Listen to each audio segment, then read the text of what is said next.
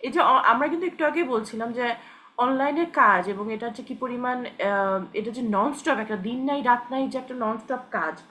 এখানে বাংলাদেশের বা ওভারঅল মানুষের ক্ষেত্রে দুটো জিনিস হয়, এক হচ্ছে সবাই মনে করে যে অনলাইনে লাইক আর শেয়ার ছাড়া এমন কি আছে করার, কি করতেছিলা তোমরা, কিছুই তো বুঝলাম না। আজকেও একজন বলতেছিল যে হ্যাঁ এখন আপনাদেরকেও যোদ্ধা বলতে হবে।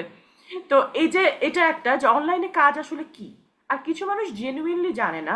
অনেকে তখন ছিল যে আপু আমি কিছু করতে চাই, কিন্তু এক্স্যাক্টলি কি, এক্স কি, ফেসবুকে কি, কোনটা করলে কি হবে, আর্কাইভ কি, কিছুই জানে না। তখন আসলে সত্যি কথা এতটা আমরা কি আমাদের কাজগুলো করবো নাকি তাদেরকে নিয়ে টিউটোরিয়াল করবো, দুটাই কিন্তু অনেক কষ্টকর হয়ে যাচ্ছিল। সব মিলায় মনে হয় আমরা একটু শেয়ার করি যে আমরা আসলে কি কি কাজ করছিলাম, কি কি কাজ আসলে করতে হচ্ছিল, এবং কেন এটার প্রয়োজন ছিল, এবং এটার সাথে সাথে অবশ্যই আমাদের এক্সপিরিয়েন্সগুলা, এগুলো যদি একটু আমরা শেয়ার করি তাহলে আমাদের মনে হয় সব দিক দিয়ে আমাদের আড্ডাটাও খুব সুন্দর হবে এবং এটা একটা ইনফরমেশন টাইপেরও হবে। দিলশান আপু, আপনি একটু শুরু করবেন? হ্যাঁ, ঠিক আছে, আমাকে সুযোগ দিলে আমি শুরু করি এটা। আমার কাজের ইয়াটা, আচ্ছা, ডকুমেন্টস গুলো আমি ভাবছিলাম যে আমি সালোয়াকে প্রথমে অশ্রুকে দিয়ে পরে আমি সালোয়াকে দিচ্ছিলাম যে ভিডিও ডগস গুলা। হ্যাঁ, আমার কাজটা আমি বলবো আসলে তিনটা ফেজে ভাগ হয়ে গেছিল। একটা হচ্ছে প্রথম থেকে শুরু করে ইন্টারনেট লকডাউনের আগ পর্যন্ত, ইন্টারনেট ব্ল্যাকআউটের আগ পর্যন্ত। আর একটা বিষয় যেটা আমি এর আগেও বলেছি যে যেহেতু আমি পাবলিক বিশ্ববিদ্যালয়ে, আবার হচ্ছে কি আমার পলিটিক্যাল নেটওয়ার্কটা যেহেতু আমি ছাড়িনি, আমার উইদিন দ্য পলিটিক্যাল নেটওয়ার্কে ঢাকা ইউনিভার্সিটি এবং জাহাঙ্গীরনগর বিশ্ববিদ্যালয়ে প্রচুর ছেলেমেয়েরা আছে। যেই কারণে ওই যে বলে যে অনলাইনে কি করছিলাম, আমার সব তথ্যগুলো কিন্তু অনলাইনে একদম পিকো সেকেন্ডের মধ্যে পেয়ে যাচ্ছিলাম। আবার আমার নেটওয়ার্কের মধ্যে সাংবাদিক নেটওয়ার্কটা খুব স্ট্রং। বাংলাদেশে এই মুহূর্তে অ্যাক্টিভ সাংবাদিক, আওয়ামী সাংবাদিক না, বিরোধী যে এটা মা বঙ্গবন্ধুর দিক থেকে শুরু করে অন্যান্য যারা কাজ করছে, এই সাংবাদিক নেটওয়ার্কটা ফারুক ওয়াসিফ এরা একটা স্ট্রং নেটওয়ার্ক আছে। যেটা থাকার ফলে যেটা হয় কি, যে ধরেন আমি যখন প্রোফাইলে, ওই যে অনেকে যে আপনি যে কথাটা বললেন যে একটা ভিডিও তো শেয়ার দেয়া, আমি যখন শেয়ার দিচ্ছিলাম, এই শেয়ারটা আসলে শুধু শেয়ার না, তা ইনফরমেশন আই ওয়াজ শেয়ারিং। এবং আমি স্পষ্ট বুঝতে পারছিলাম এটা কিন্তু লিঙ্ক আপ হয়ে যাচ্ছে দেশের সাথে। ডায়াসপোরা কমিউনিটিতে আমার নিজের রোলটা আমার তখন মনে হচ্ছে আমি একটা স্ট্রং ব্রিজিং হিসেবে কাজ করেছি। এটা আমি একদম দাবি করবো যে দেশের তথ্যের সাথে ডায়াসপোরাতে নিয়ে আসা তথ্যটা খুব স্ট্রং একটা ব্রিজিং এর হিসেবে কাজ করেছে। আবার এই তথ্যগুলো ধরেন আমি যে কোনো ওই যে যেটা শুরুতে ফারজানা বলছিল যে তথ্যগুলো আসলে স্ক্রিনিং একটা বড় বিষয়। কদরুদ্দিন শিশির ভাইকে তো চেনেন আপনি, ধরেন তাসনিম খলিল, নেট্রো নিউজে কদরুদ্দিন শিশির ভাই এরা ছিলেন। এই কারণে আমার হয়তো কি কোনো একটা তথ্য দেওয়ার আগে তাদের কাছ থেকে ভেরিফাই করে নেওয়ার সুযোগ ছিল। একাধিক সাংবাদিকের কাছ থেকে তথ্যটা আমি ভেরিফাই করে নিয়ে তারপর যখন আমি দিতাম, তখন কিন্তু এটা বিশ্বাসযোগ্যতাটা অনেক হাই। এটা আমি পরেও পেয়েছি যে যেই কারণে হতো কি একদম অসংখ্য লোকজন এসে আমাকে, ডায়াসপোরা কমিউনিটি বিশেষ করে আমাকে এসে কিন্তু একদম স্পেসিফিক্যালি বলেছে যে আপু থ্যাংক ইউ, আপনি এই তথ্যটা দিচ্ছেন বা আপনার কাছ থেকে তথ্যটা পাচ্ছি বা পাচ্ছিল। আরেকটা বিষয় হচ্ছে কি, ধরেন ডায়াসপোরাতে কিন্তু শুরুতে প্রটেস্টটা ছিল না। যখন 14 এবং 15 তারিখে ঢাকা বিশ্ববিদ্যালয় এবং জাহাঙ্গীরনগর বিশ্ববিদ্যালয়ে হামলাটা হলো হলগুলাতে, তখন যখন হচ্ছে কি বিশ্ববিদ্যালয়কে নিয়ে সারা বাংলাদেশে বিশ্ববিদ্যালয়ে যখন আন্দোলনগুলো দানা বাঁধছিল, 16 তারিখে শেষ এটা সাইদ সাইদের বুকে গুলে লাগার, হ্যাঁ ওই সময়কালে মানে ইন্টারনেট লকডাউনের আগে থেকে কিন্তু টরেন্টো থেকে, কানাডার টরেন্টো এবং হচ্ছে কি আপনার আরো একটা সিটি থেকে এবং হচ্ছে কি আমেরিকা থেকে কিন্তু আমার সাথে যোগাযোগ করছে ইনবক্সে যে কি হচ্ছে, কেউ কি যোগাযোগ করছে, আমরা এখানে হচ্ছে কি প্রসেশন নামাতে চাচ্ছি, মিছিল নামাতে চাচ্ছি, কিভাবে করব। আমার সাথে কিন্তু ওই সময় সরাসরি কানাডাতে ফোনেও কথা হচ্ছে, আমেরিকাতে কিন্তু ফোনেও কথা হচ্ছে। এবং তখন আমি কি করলাম যে এটা কথা বলছি 14-15 তারিখের দিকে। 15 তারিখে তখন আমি ওপেন স্ট্যাটাস দিয়ে শুরু করলাম যে টরেন্টোতে এরকম এই জায়গায় সমাবেশ করার কথা চিন্তা করছেন, আপনারা যারা চিন্তা করছেন অমুকের সাথে যোগাযোগ করতে পারেন। তারপরে হচ্ছে কি কানাডার আরেকটা শহর থেকে আরেকটা আপু বলছিল যে আচ্ছা আমরাও করতে চাচ্ছি, তাহলে কিভাবে কি। এই যে ইনফরমেশন গুলা ছড়ায় দেওয়া এবং হচ্ছে গিয়ে আমি যেটা বললাম যে একদম ব্রিজিং হিসেবে কাজ করেছি। তারপর আরেকটা জিনিস ছিল যে ধরেন আমি এই গ্রুপটাতে ছিল আমার সিস্টারহুড এর গ্রুপ হোয়াটসঅ্যাপে। হোয়াটসঅ্যাপে কমপক্ষে কিন্তু 7টা গ্রুপের সাথে আমি অ্যাক্টিভলি যুক্ত, এবং এই 7টা গ্রুপের মধ্যে নাম বললে একদম সবাই মানে একদম কোর অনলাইন ক্যাম্পেইন আর অনলাইন কোঅর্ডিনেটর যারা ছিল সেই সমস্ত গ্রুপের সাথে সরাসরি যুক্ত। আচ্ছা, এটার মধ্যে এমনও গ্রুপ আছে যেখানে এই পুরো আন্দোলনের মধ্যে কর্মসূচি কি হবে, পলিটিক্যাল ন্যারেটিভের বক্তব্যটা কি যাবে, পরের দিকে যে ব্ল্যাক আউটের সময়টায়, ওই সময়টায় কিন্তু সেই জায়গাটাও ইনভলভ হতে হয়েছে। হ্যাঁ, আমি যেটা বললাম যে যেহেতু আসলে আমি পলিটিক্যাল, নিজেকে পলিটিক্যাল অ্যাক্টিভিস্ট মনে করি, আমাকে কিন্তু একদম এটা নিজের ক্রেডিট নেওয়ার জন্য আমি বলছি না, যে আমরা মেয়েরা যে কাজের স্পেয়ারটা কোন লেভেলের ছিল, যেমন এই গ্রুপটা আমার ছিল সিস্টারহুড গ্রুপ, এবং ফ্র্যাঙ্কলি স্পিকিং ক্রেডিট দেওয়ার জন্য বলছি না, খুব সত্যি কথা হচ্ছে সবচেয়ে অর্গানাইজ সবচেয়ে প্রোডাক্টিভ গ্রুপ ছিল এইটা। মানে এটাতে যা আমরা বলছি মুহূর্তের মধ্যে ধামাধাম কাজগুলো হয়ে যাচ্ছে। এবং ধরেন আমেরিকা আর একটা হচ্ছে কি ইয়াদের সাথে দুইটা ভাই মানে একটা গ্রুপের সাথে কাজ করেছি, যেটা তারা কিন্তু পরে যে দেখেন 124টা বোধহয় সর্বশেষ হচ্ছে গিয়ে স্টুডেন্ট কমিউনিটির কনসেন্ট তারা নিল, তারা স্বাক্ষর এবং কনসেন্ট নিল। অনেকে সালোয়া কাজ করেছে তাদের সাথে ওই গ্রুপটাতে। তাহলে ওই গ্রুপটা একটা ফ্যান্টাস্টিক কাজ করছে, সমস্ত বিশ্ববিদ্যালয়গুলো বাংলাদেশ কমিউনিটির হচ্ছে কি স্বাক্ষর নিচ্ছিল। আমরা আবার আরেকটা গ্রুপ ছিল এই যে স্বাক্ষরগুলো যে সংগ্রহ করা, অনলাইনে পেজ ক্রিয়েট করে ফেলা, এটা সালোয়া আরো ভালো বলতে পারবে।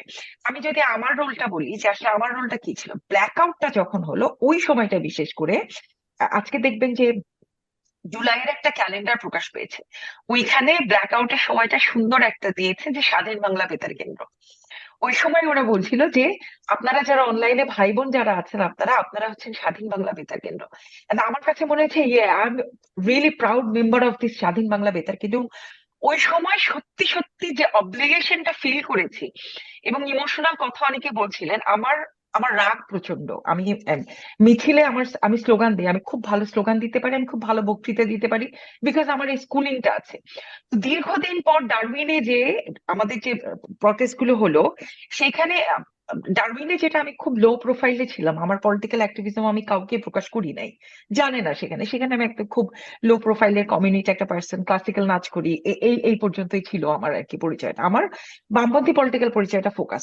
এইটা যখন হলো, ওরা কোত্থেকে আমাকে বের করেছে আমি জানিও না। আমার অনলাইনে আবার ডারউইনের কমিউনিটি কেউ নাই, রাখিনি আমি ফেসবুক এই প্রোফাইলটায়।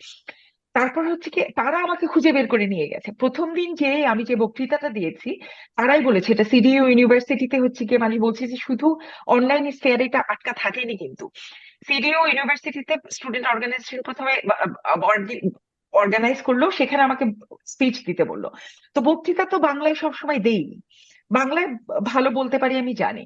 ওইখানে পুরো একটা স্পিচ 8 থেকে 10 মিনিট আমি কিন্তু ইংলিশে দিয়েছি। And frankly speaking, I didn't know, আমি জানিও না যে আমি একটা ইংলিশে স্পিচ দিতে পারবো। তার আগে আমার কোনো ইংলিশে পলিটিক্যাল বক্তৃতা দেওয়ার আমার কোনো অভিজ্ঞতা ছিল না। এবং এরপরে 3টা 4টা প্রটেস্ট হয়েছে, 4টাতেই আমাকে স্পিচ দেওয়ার জন্য বলেছে, এবং 4টাতে আমি ইংলিশে দিয়েছি। হ্যাঁ, এবং কোনো শুরু করে রেকর্ডিং যেহেতু আছে? এখানে, হ্যাঁ, এইটাই হচ্ছে উই কি, উড আমি লাভ তো টু রেকর্ড সি। করি নাই। আমি তো রেকর্ড করি নাই, স্লোগানের ওইটার রেকর্ড হয়তো আছে, ওতে কাউকে কাউকে বলেছে আমাকে খোঁজ নিতে হবে। মানে স্পন্টেনিয়াসিটিটা এরকম ছিল, I didn't even know myself যে I could continue for 10 minutes continuously political. পুরো কি হচ্ছে পলিটিক্যাল, কারণ এটা একটা ইমোশনের আর একটা ব্যাপার। আমি আর বেশি সময় নিব না, কম সময় যেটা বলেছি, আমার ইমোশনাল কতগুলো ফেজ গেছে। যেমন ধরেন 14 তারিখে আমি কয়েকজনের নেত্র নিউজের একজনের কাছে যাই হোক বিভিন্ন জায়গায় কলাম লিখেছি, বাইরের $100 পাবো, $200 পাবো, আমি হচ্ছে ফান্ড কালেক্ট করছি। তখনও সাইদ মারা যায়নি, আমাদের 6টা সন্তান যে মারা গেল, 6টা ছাত্র, তখন ওরা মারা যায়নি। তার আগে হচ্ছে কি আমি লোকজনকে নক দিচ্ছে, ভাই টাকা দেন আমি টি শার্ট বানায় পাঠিয়ে দিব।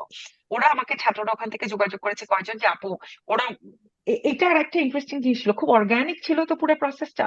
তো বিভিন্ন জনের সাথে বিভিন্ন ছাত্র সংগঠকদের যোগাযোগ ছিল আর কি, বিভিন্ন জন, এরকম না যে আমার সাথে অমুকের তমুকের সাথে ওদের, এরকম না। It was so spreaded and so organic. তো আমার সাথে যোগাযোগ করছে, আপু কিছু টি শার্ট করা যায় কিনা। আমি sir that's a fantastic idea, let me try. আমি ফান্ড কালেক্ট করছি, অলরেডি $350 $200 মানে কালেক্ট করে ফেলেছি, আমি পাঠাবো বাংলাদেশে টি শার্ট করার জন্য। পরের দিনই হচ্ছে কি সাইদের মৃত্যুটা, আমি আমার ইমোশনাল চেঞ্জটার কথা বলছি, পরের দিনই সাইদ সহ 6টা। এবং আমার আরেকটা অনলাইনে অ্যাক্টিভ থাকার আরেকটা মেন্টাল প্রেশার যেটা গেছে, ইমোশনাল চাপ, সেটা হচ্ছে এই ভিডিও ডকুমেন্টস গুলা আপলোড হওয়ার উইদিন 5 মিনিটস এর মধ্যে আমার হাতে চলে আসছিল। উইদিন, আমার নেটওয়ার্কিংটা স্প্রেডেড হয়, মানে এটা আমি কোনো ব্যক্তিগত ক্রেডিট নেওয়ার জন্য বলছি না, আমার যেহেতু নেটওয়ার্কিংটা অনেক স্প্রেড, পলিটিক্যাল নেটওয়ার্কিং, খুব দ্রুত এই ভিডিও গুলো আমার কাছে চলে আসছে এবং ইনবক্সে দিচ্ছিল। যেটা হয়েছে ইন্টারনেট ব্ল্যাক আউটের সময় ইনবক্সে অনেক ভিডিও আসছিল, সেটা হচ্ছে বাই দিস টাইম ওই আস্থাটা অর্জন করার জন্য। এগুলো হচ্ছে কি আমার নিজের ইমোশনাল ট্রমাটা আমাকে ডিল করতে হচ্ছিল। আমি ইমোশনালি কিন্তু ভেঙে যাওয়ার কোনো সুযোগ আমার ছিল না, এত বিভৎস বিভৎস ভিডিও আসার পরও আমি বুঝতে পারছিলাম যে এই মুহূর্তে আমাকে ইমোশনাল টার্মোইলটা ডিল করা, এই কস্টিং আমি দিতে পারবো না। I can't deal with that. তো একদম অগাস্টের 15 তারিখ থেকে, বিশেষ করে আমি বলেছি যে আমি 6 তারিখ থেকে যুক্ত ছিলাম, 15 থেকে 2 তারিখ পর্যন্ত, অগাস্টের 2 তারিখ পর্যন্ত আমার যেটা সমস্ত আবেগটাকে আমি রাগে কনভার্ট করেছি। ওই সময় যদি আপনারা আমার লেখা দেখেন, আমার গালিগালাজ দেখেন, আমি কোনো ভদ্র শুদ্ধ ভাষায় কথা বলি নাই। আমি একটা মধ্যবিত্ত ঘরের ভদ্র ফ্যামিলির মেয়ে। আমার পরিবারে 8-10 জনের মধ্যেই যে সমস্ত গালিগালাজ এখন আমি ফেসবুকে দিই, বাস্তব জীবনে দিই, কোনোদিন এই সমস্ত গালিগালাজ আমি পারতপক্ষে শুনিও নাই, আমার নিজের মুখে দেয়া পরের বিষয়। সেই ধরনের একটা ফ্যামিলি ব্যাকগ্রাউন্ড থেকে সে যেই ধরনের গালিগালাজ এখন আমি দিতে পারি, এই 2 সপ্তাহে আমি যা শিখেছি, আমার কাছে মনে হচ্ছে আমি যে নোংরা ভাষায় কথা বলেছি, যে আমার ভেন্টিলেশন ছিল ওইটা, যে নোংরা গালিটা দিয়ে আমার ভেন্টিলেশন। ফ্র্যাঙ্কলি স্পিকিং, দুইটা ওয়ে। আর একটা হচ্ছে এই এই রেজিমকে যদি ডিসমেন্টাল করতে হয়, যদি আমাকে সাহসটা দেখাইতে হয়, তাইলে এই নোংরা গালির কোনো বিকল্প নাই। এই গালি দিয়ে বুঝাইতে হচ্ছে যে তোমাকে গালি দেওয়ার অডাসিটিটা আমি দেখাইলাম, এটা আসলে সাহস সঞ্চার করে। ওইটা আমার একটা পলিটিক্যাল স্ট্র্যাটেজিও ছিল। তো আমি যেটা করেছি, পুরো অগাস্টের 15 তারিখ থেকে 2 তারিখ পর্যন্ত আমার লেখাগুলো যদি একটু ফলো করেন, এটার মধ্যে থেকে নোংরা ভাষায় গালিগালাজ থেকে শুরু করে আমার রাগটা আমি পুরোপুরি অনলাইনে চ্যানেল করেছি। রাগ ছাড়া আর কিছু ছিল না, একদম রাগ ছিল, রাগ ছিল, ক্রোধ ছিল, ক্ষোভ ছিল। যে জিনিস ছিল না সেটা হচ্ছে শোক, যে জিনিস ছিল না সেটা হচ্ছে কান্না। আমার কাছে মনে হয়েছে এই কস্টিংটা এফোর্ড করতে পারবো না, আই ক্যানট ডু দ্যাট। 2 তারিখ আমার ব্রেকডাউনটা হয় 2 তারিখে।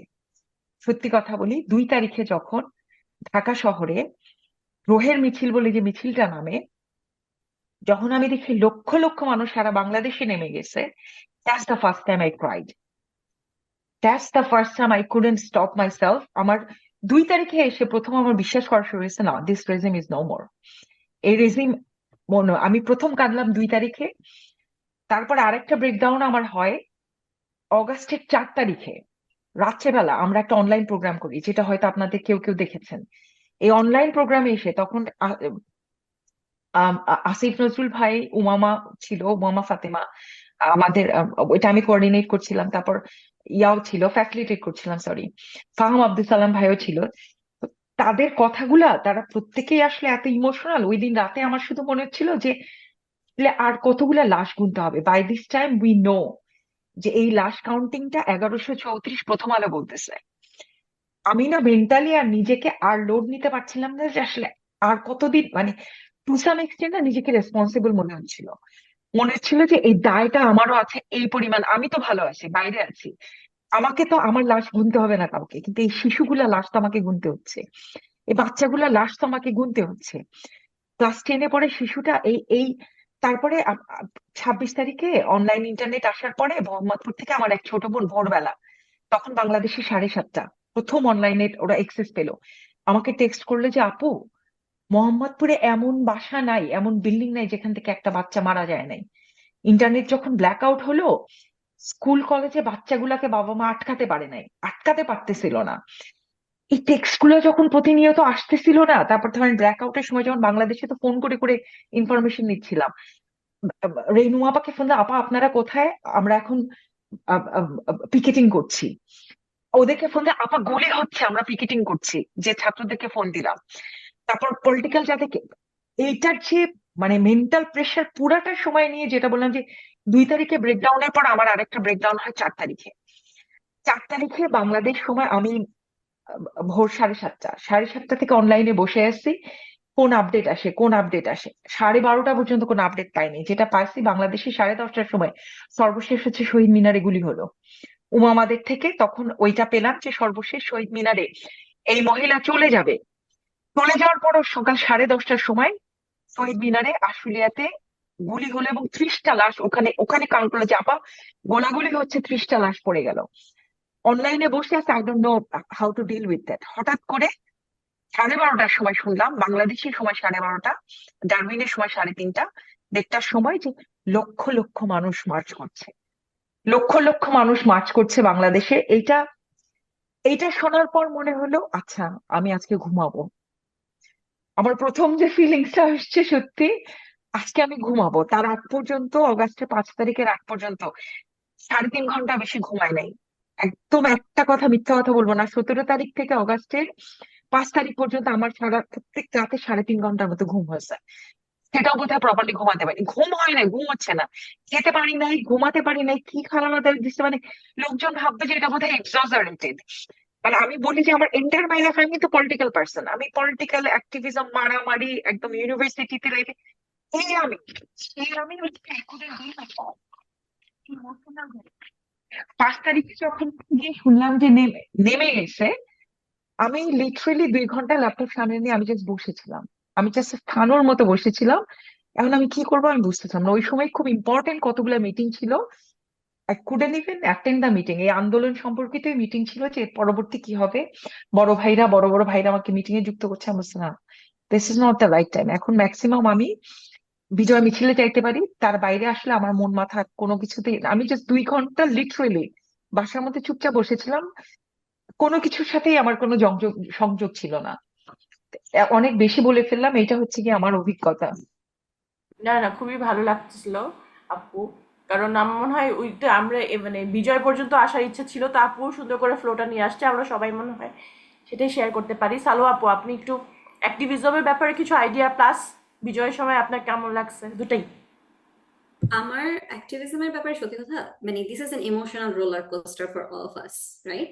অ্যাক্টিভিজমের ব্যাপারে একটা জিনিস কি, অফকোর্স আমার কাজের মধ্যে there was a lot of coordination with Zaki Omar ভাই, who is a lawyer who launched the ICC communique on 1st of August. So ওনার সাথে অনেক কাজ করার মানে অনেক এক্সপিরিয়েন্স, বাট আমি যেটা বলবো যে ওনার সাথে প্রথম জিনিসটা উনি আমাকে যেটা বলছেন সেটা বলছেন যে, বলেন যে সালোয়া, বাংলাদেশের গভর্নমেন্টের একটা problem, most challenging part is on paper everything looked good, right? On paper there is opposition, on paper there is a political party, on paper there is vote, on paper there is an election, on paper কিন্তু একটা ট্রাইব্যুনালও হয়ে গেছিল যে for the মানে to prosecute the murderers, right? So উনি বলছিলেন যে this is the hardest part with Bangladesh, with Hasina regime, is on paper they look good, right? So আমার কাছে মনে হয় কি, this was the very first challenge we faced when we started the activism. আমি প্রথমে, because I did not have a background, so আমার first স্টেপটা ছিল, before I do anything I did not want to do anything wrong. So আমি first thing যেটা করি যে আমি একজন মিডিয়া স্ট্র্যাটেজিস্টের সাথে কমিউনিকেট করি, শি ইজ অস্ট্রেলিয়ান। সো আমি ওনাকে বলি যে আমাদের দেশে এরকম হচ্ছে, আমি অ্যাক্টিভিজম করতে চাচ্ছি, আপনি আমাকে বলেন what to do, right? So উনি বললেন তুমি আমাকে বুঝাই বলো তোমাদের কি হচ্ছে, বিকজ বাংলাদেশ নিয়ে কিন্তু মানে বাংলাদেশি সবাইকে, বাংলাদেশে কিন্তু অনেক মিছিল, people in Bangladesh, they know the political landscape in Bangladesh, but people in Australia, they don't know, right? So আমাদের this was the first challenge, how to globalize the movement. So আমি যখন ওনাকে সবকিছু বুঝাই বললাম, উনি আমাকে বলে তুমি আমাকে একটা মিডিয়া ব্রিফ দাও। সো আমি ওনাকে একটা মিডিয়া ব্রিফ দিলাম। সো উনি দেখে আমাকে বলেন যে দেখো, দুইটা জিনিস আমি বলবো। The first thing, you keep মানে you are using the word Bangladesh government. So তুমি যখন অস্ট্রেলিয়ার পার্সপেক্টিভে বাংলাদেশ গভর্নমেন্ট বলবা, everyone will understand যে তোমাদের there is a there is a political party, there is a ruling party, there is a elections, there is votes. ওরা কিন্তু অস্ট্রেলিয়ার পার্সপেক্টিভে বুঝবে জিনিসটা। So you have to change this. আর উনি আমাকে আরেকটা জিনিস বলছেন যে তুমি if you want to do campaigns, why will Australians care? They don't know about this thing. So তুমি এটা মানে ক্যাম্পেইন উনি রিশেপ করে যে বলছেন যে change it to Australian families worried about their loved ones in Bangladesh, Australian families worried about their loved ones in Bangladesh, to make it Bangladeshi Australian. So আমাদের কাছে মনে হয় যে বাংলাদেশে যত মুভমেন্ট ছিল, to take it global, there was some key elements that needed to be done, right? আমার কাছে এইটাই যে ইমোশনাল অনেক মানে স্ট্রেসফুল ছিল, to convince people যে we are মানে স্পেশালি 16 তারিখ 17 তারিখ, right? 16 তারিখ 17 তারিখ, it was very hard to convince people there is crisis. সবার একটা ইয়া ছিল যে বাংলাদেশে তো মারামারি হইতেই থাকে। এক্স্যাক্টলি এইটাই যে মানে সবার কাছে একটা ইয়ে আছে যে বাংলাদেশে মারামারি হতেই থাকে, সো এখানে কিছু করার নাই। আর একটা জিনিস হয়েছে যে there was lot of মানে এখানে we don't realize যে বাংলাদেশে ফর এক্সাম্পল আওয়ামী লীগের মানে হাত এখানে কতটুকু, সফট পাওয়ার্স এখানে অস্ট্রেলিয়ায় কতটুকু established. One of the frustrating part ছিল যে আমাদের one of the main groups যেটা আমরা সবসময় কমিউনিকেট করতাম, ওখানে কোনো পোস্ট অ্যাপ্রুভ হচ্ছিল না। And that was another frustrating part, যে এত মানুষ মারা যাচ্ছে, এত কিছু হচ্ছে, but they are not approving any post. So all of a sudden we are voiceless as well. So তখন আমি যেটা করি, তাড়াতাড়ি একটা গ্রুপ ক্রিয়েট করি যে আমরা ইভেন্ট গুলো, সব ইভেন্ট আমরা কোঅর্ডিনেট করবো, মানে মানে অর্গানাইজ করবো, সো পিপল নো যে কোন সিটিতে কি হচ্ছে, রাইট? সো এটা করতে করতে আমার যেটা মনে হয় যে I got involve in lot of মানে লট অফ অ্যাক্টিভিটিস। এন্ড আমি, for me, I am like, মানে the approach was open heart open mind. আমার সামনে যেই টাস্ক আছে আমি করে নিব, আমার সামনে ডিজাইনের কাজ আসছে আমি করে নেব, আমাকে যদি বলে তুমি এই মিটিং এ যাও আমি যাব, আমাকে যদি বলে তুমি এটা করো I will do it. So আমার কাছে এরকম ছিল যে open heart open mind, I will take every opportunity, I will accept help from every helping hand. So এরকম একটা ছিল। আমি মানে ইনস্টেড অফ মানে মানে দিলশান আপু যেটা বলছিলেন যে ইট ওয়াজ ভেরি ইমোশনালি একটা মানে টার্মোইল, এটা আমি বলবো যে আমার কাছে, ফর এক্সাম্পল, যে one of the hardest things I want to share with, like, when we were designing posters, আমাদের যখন কোনো প্রোটেস্ট হচ্ছিল, we were designing the posters in the background. আমার সবচেয়ে হার্ডেস্ট পার্ট ছিল যে we had to work on the aesthetics of dead bodies, right? এটাই যে এই পিকচারটা এখানে যাবে, ওই পিকচারটা এখানে যাবে। আমি কাউকে বোঝাতে পারবো না how many hours I spent looking at the screen just crying at the pictures. আমার কাছে মনে হয়েছে যে মানে আমি যদি কোনো কিছু ডিজাইন করি, it has to look beautiful, and I'm looking at dead bodies, যে এটা উপরে যাবে, এটা নিচে যাবে, এটা এইভাবে যাবে, ওটা এইভাবে যাবে। দিলশান আপু যে কথাটা বলছে, there was no time for crying, literally there was no time for crying. I froze many times. ধরেন আমি আবু সাইদের পিকচার আগে যাবে, বুদ্ধর পিকচার পরে যাবে, মানে এরকম একটা মানে সেন্টিমেন্ট, ওগুলা কাজ করছিল না। দেন অ্যানাদার পার্ট ওয়াজ আমাদের স্পেশালি যখন দিস ওয়াজ ভেরি হার্ড, যে আমাদের অনেক সিনেটরের সাথে মিট করতে হচ্ছিল। সো সিনেটরদের সাথে মিট করার সময় we had two, because everything was in Bangla, so to translate, একজন মা বলছেন যে আমাকে আমার ছেলের সাথে লাশের পাশে রেখে যাও, আমি যাবো না, আমার আর কেউ নাই, how do you translate that? So ওগুলি ট্রান্সলেট করা এন্ড ওগুলি মানে ট্রাইং টু, মানে এগুলোর কিন্তু ইমোশন আপনি কখনো কনভে করতে পারবেন না। Translating those things was very hard. তারপর মানে এই যে মানুষকে বুঝানো যে yeah something is wrong is going in my country. আমার পুরো প্রোটেস্টের সবচেয়ে hardest thing I would say was for me was, আমি জানি না ওই ইভেন্টে ফারজানা আপু আমাকে দেখছেন কিনা, দের ওয়াজ এ ইন্টারভিউ, দের ওয়াজ এ মানে স্পিচ। ওই স্পিচে একটা সেকশন ছিল, সেটা ছিল about a letter to students. আমার কাছে এই যে হেল্পলেসনেসটা, যে উই ওয়ার সো হেল্পলেস, মানে কমিউনিকেট করতে পারছি না, 5 দিন হয়ে গেছে, আমরা এতটাই মানে trying to make people understand যে yes something is going on. আমাদের মানে because there was no awareness about the issue of Bangladesh, যেটা হচ্ছিল সেটা we were not getting permission in a lot of places to do the protest. মানে সিডনিতে for example town হলে যাওয়ার কোনো পারমিশন আসছিল না, তোমরা 50 জনের বেশি যেতে পারবা না, মানে সিচুয়েশনটা যে কতটা মানে মানে সিভিয়ার এটা বোঝানোর কোনো মানে we were feeling helpless, we had to create awareness in such a short time. So এইটা অনেক ছিল। আর আমার কাছে মনে হয় যে eventually no one anticipated this quick fall, মানে এটাও আরেকটা ইম্পর্টেন্ট জিনিস, যে আমরা যখন জাকি ভাইয়া যখন আইসিস এর ওই কমিউনিকেটর লঞ্চ করেন, and we were working on collecting evidence, আমাদের কাছে মনে হচ্ছিল যে this will go for long and we cannot afford the time. Time is a luxury we don't have. আমার মনে হয় one of the মানে even on 4th of, আমি অনেক ইমোশনাল হয়ে যাচ্ছি, আমি হয়তো কথা গুছায় বলতে পারছি না, বাট ইটস এ আমি মানে the whole experience was very organic. এটা everything happened at one point. আমি দিলশান আপু যেটা বলছে, I couldn't sleep. আমার কাছে মনে হইতো যে এই আর একটা পোস্ট যদি বানাইতে পারি এখন, this will make a difference. R one more post will make a difference, one more post will make a difference. এর মধ্যে যে বাংলাদেশে সংখ্যালঘু নিয়ে যেটা হয়েছে পরে, so every time you want to rest, you feel like okay, one more thing, one more push, one more this, one more that, and it never ended, and it literally started from 16th of July and ended on 5th of August.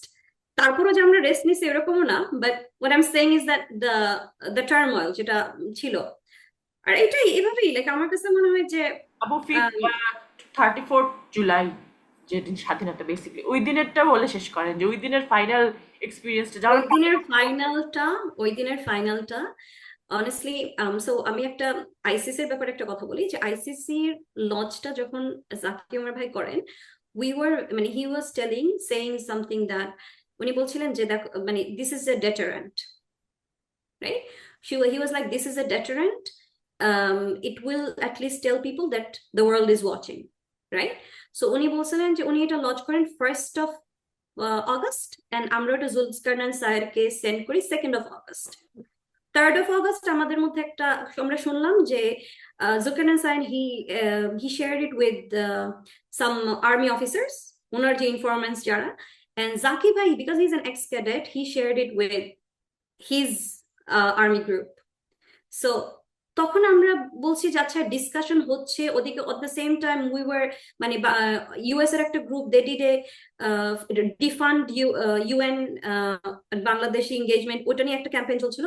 So 3 তারিখে we were bit hopeful যে আচ্ছা কিছু কি হবে, army কি back down করবে কি না, ব্যাক অফ করবে কিনা, এটার একটা কোয়েশ্চেন ছিল। বাট সামহাউ 4 তারিখে ফর সাম রিজন আমাদের হোপ ওয়াজ ভেরি মানে খুবই লো ছিল।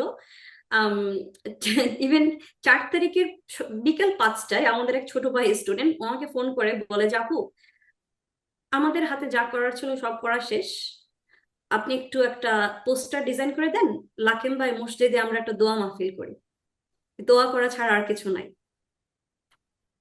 সো আপু আমি বললাম ওই দিন আপু ওই দিন কিন্তু কথা সবাই শুনতেছিলাম যে কালকে থেকে দেশে 10,000 হইলে 10,000 মেরে ফেলবে। কারণ ওই এক্স্যাক্টলি জন্যই কিন্তু ওই দিন সবাই আশা ছেড়ে দিছে, ওই দিন শেষ। হ্যাঁ, 4 তারিখ এটাই। ইনফ্যাক্ট কিন্তু প্ল্যান ছিল এটা, তাও এক্স্যাক্টলি আমি 5 তারিখের এক্স্যাক্টলি। কথা বলছি, সরি আমি 5 তারিখের কথাই বলছি। 5 তারিখে বিকেল 5টায় একটা লাকেম্বাই মস্কে একটা প্রেয়ার আয়োজন ছিল। সো ওই ছোট ভাই ফোন দিয়ে বললো যে ভাই আপু যা করার করছি, এখন জাস্ট একটা পোস্টার ডিজাইন করে দেন, আমরা জাস্ট নামাজ পড়বো, আর কিছু করার নাই, আমরা জাস্ট দোয়া করব, আর কিছু করার নাই। সো মানে মেন্টালি আমরা প্রিপেয়ার নিচ্ছি, আমরা সিডনি টু ঢাকা একটা লং মার্চ করব, সবাই লাকেম্বা যাবো for a long March. But on the way শুনলাম হাসিনা ফ্লেড। সো এই ইমোশনটা আমি মানে দ্যাট ডে ওয়াজ মানে মানে আমি আমি জানি না আপনারা যারা সিডনিতে আছেন ছিলেন কিনা, বাট লাকেম্বার মিষ্টি শেষ হয়ে গেছিল ওই দিন, we literally run out of মিষ্টি। এন্ড এই ফিলিংটা আমি এক্সপ্লেইন করি, এই যে পুরোটাই কিন্তু ইমোশনাল টার্মাল ছিল। এন্ড মানে আমার কাছে মনে হয় যে আই উইশ ওই দিন আমরা লাকেম্বাই যে মেন উইমেন চিলড্রেন কার কে পলিটিক্যাল ব্যাকগ্রাউন্ড ওই দিনের সবাই যেভাবে বাংলাদেশকে এক মানে we became as one. I really hope যে মানে after all this we don't divide. এখন কিন্তু আমি একটা কথাই জাস্ট বলি, this is not related to my activism or anything, but এটা খুবই ইম্পর্টেন্ট। আমার কাছে মনে হয় কি ওই দিনের একটা পারফেক্ট স্ন্যাপশট ছিল। আপনি জানেন বাংলাদেশ গণভবনের উপর থেকে একটা বার্ড আই ভিউ, যে একটা স্ন্যাপশট যে everyone is there, everyone is coming to মানে গণভবনের দিকে যাচ্ছে, ওইটা একটা perfect snapshot. You can't see who is man, who is women, who is BNP, who is Jamaat, who is apolitical, you can't see. আমার কাছে মনে হয় কি এখন যেটা হচ্ছে দিস ইজ মানে আমরা যদি ওই পারফেক্ট স্ন্যাপশটটা মানে ধরে রাখতে পারি, Bangladesh will become a first world country. আমি এইটা বিশ্বাস করি। We have so much talent, we have so much love for the country that আমার কাছে মনে হয় যে it will not be long until we become a first world country. ইনশাআল্লাহ, ইনশাআল্লাহ। খুব দারুণ বললো সাল্লাহ। আচ্ছা, ওর কথাটা শুনে একটুখানি 4 তারিখের আমার ডারউইনের অভিজ্ঞতাটা একটু বলতে হয়েছে। সেটা বললাম যে 4 তারিখে আসলে আমরা দিনের বেলা শুনতে পাচ্ছিলাম যে, বা আমরা ধারণাও করতে পারছিলাম যে শেখ হাসিনা আসলে, কারণ সেনাবাহিনী কোন দিকে যাবে তখন পর্যন্ত তারা তো ক্লিয়ার করেনি। তো আমরা ধরে নিচ্ছিলাম যে আসলে দরকার পড়লে সে হাজার হাজার লাশ ফেলবে, কারণ নো ওয়ান ইজ দেয়ার, তাকে ট্যাকেল করার তো কেউ নাই। এবং এই মহিলা তো উন্মাদ হয়ে গেছিল। তো ওই ডিপ্রেশনটা ভেতর নিয়ে আমার আমার প্রোগ্রাম ছিল, ওই যেটা বললাম অনলাইনে প্রোগ্রামটা ছিল খুব গুরুত্বপূর্ণ, রাত 2:30। অস্ট্রেলিয়ার সময় রাত 3টার সময় আমাদের প্রোগ্রামটা শুরু হবে, 2:30। আর রাত 4টার সময় বোধহয় আমি আর সালোয়া আবার 1 ঘন্টা মিটিং করেছি। 4টা থেকে 5:30 আমি আর সালোয়া মিটিং করেছি। তো সন্ধ্যাবেলা হচ্ছে আমাদের ডারউইনের প্রোগ্রামটা ছিল। এই প্রোগ্রামটা খুব ইম্পর্টেন্ট ছিল।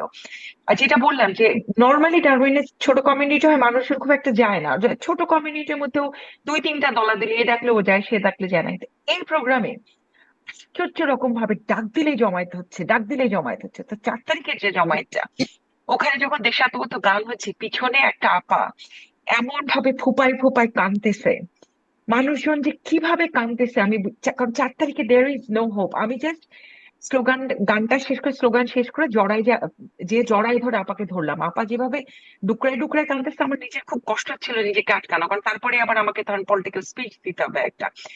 এবং ওনার কান্না দেখি যেটা হয় যে আশেপাশে মানে অন্ধকার, একটু অন্ধকার, সন্ধ্যাবেলা তো সব হচ্ছে লুকায় লুকায় কাঁদতেছে, মানে কি যে অবস্থা। লোকগুলা যেভাবে কাঁদছে, মানে লোক নর্মালি আমাদের ছেলেরা কি হয়, কান্না আটকায়।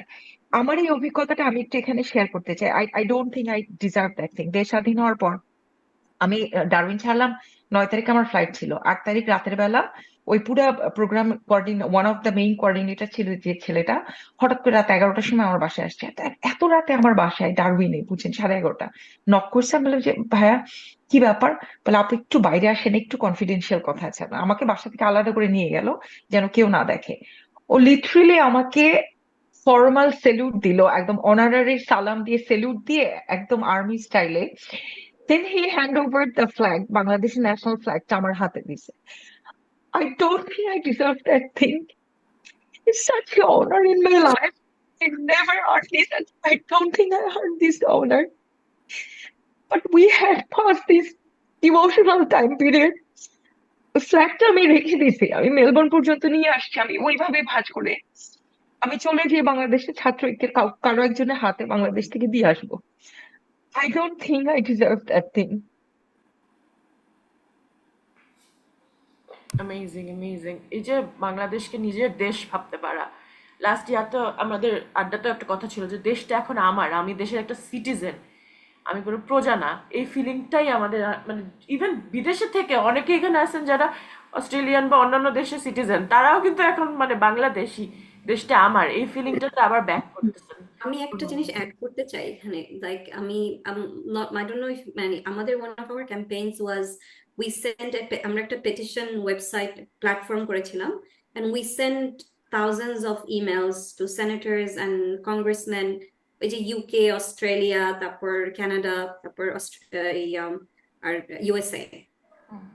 আমার কাছে মনে হয় যে one of the most beautiful things we did, মানে আমার views I saw during this campaign, আপনারা যে বললেন যে সবাই কেম টুগেদার, সো ওই প্ল্যাটফর্মটার একটা এই ড্যাশবোর্ড ছিল যে এভরি প্লেস যখন মানে ওই প্ল্যাটফর্মে আপনি আপনার পোস্ট কোড দিবেন, আপনার পাবলিক রিপ্রেজেন্টেটিভদের নাম আসবে, আপনি সিলেক্ট করে ইমেল সেন্ড করবেন। সো ওখানে হাজার হাজার মানুষ সেন্ড করছে, কিন্তু দ্য বিউটিফুল থিং ইজ ওটার সাথে একটা ড্যাশবোর্ড ছিল। ওই ড্যাশবোর্ডে একটা অরেঞ্জ কালারের একটা পপ আপ আসে in any area that was sent. So I could মানে আমরা যখন দেখছিলাম যে অস্ট্রেলিয়ার ম্যাপের উপরে লিটারালি পুরো ম্যাপ অরেঞ্জ হয়ে আছে on the all the sides, and the most beautiful thing is Alice Spring, যেটা মিডল অফ অস্ট্রেলিয়া, যেখানে কেউ থাকে না ক্যাঙ্গারু ছাড়া, ওখান থেকেও একটা পপ আসছে। You know, that was such a beautiful thing, like Alice Spring থেকে যেখানে কেউ থাকে না, and my husband was joking, বলছে এখানে আমাকে বাংলাদেশে ক্যাঙ্গারু আছে কিনা, এখানে who lives there. It was very আমরা কোথায় কোথায় আছি, and মানে I really hope that আমি সবাইকে আমি just want to uplift everyone. This was very beautiful. And then we saw in Canada, কানাডায় কিন্তু মানুষ কোস্ট মানে ইউএস এর পাশেই কোস্টাল লাইনে সবাই থাকে, মানে ওই অরেঞ্জ ডট গুলো it was making a really nice curve, মানে কোথায় কোথায় মানুষ থাকে। তারপর USA was all over, because USA সব জায়গায় মানুষ এটা থাকে। স্ন্যাপশট গুলো শেয়ার করা যায় না? আমি কিন্তু salwar, follow snapshot I would করতেছি। দিয়ে love to. Yeah, of course we can. I think I I will was share following with you. that too, কারণ আমি ট্রাই করতেছিলাম ইয়াতে মানে ওই দেশগুলাতে সাইনেজ ইয়া করতে তো কোথায় হচ্ছে, and it was really nice, it was just like আসি, সবাই আসি, you know. এগুলো was শেয়ার এই ছিল, স্ন্যাপশট আমি গুলো দেখি নাই তো হ্যাঁ এগুলা। একটু শেয়ার দিও সালোয়ার, স্ন্যাপশট হ্যাঁ I শেয়ার will দিব। share. I promise I will বিরাট বড় share. একটা কাজ, আর এটা But তো this ওয়ান অফ was মানে দ্য খুবই বিগেস্ট ওয়ার্ক সুন্দর ছিল। হচ্ছে। Yeah, দেখো না, বললাম এটা তো আমাদের ওয়ান অফ দ্য একটা বড় কাজ হচ্ছে এই যে সিনেটরদেরকে থাউজেন্ডস অফ লেটার সাবমিট করা হয়েছে, এটা তো ওয়ান অফ দ্য একটা বিগেস্ট কাজ হয়েছে ডায়াসপোরায়। আপু ওই আমার সময়ে কাছে একটা একটা কথা বলি ছোট করে। ওই সময়ে দেখা গেছে যা আমরা তো সাধারণত কি পলিটিক্যাল একটা পিটিশন দিব, মাথার মধ্যে ব্যাকগ্রাউন্ডে চিন্তা থাকে যে কয়জন মানুষই বা দিবে।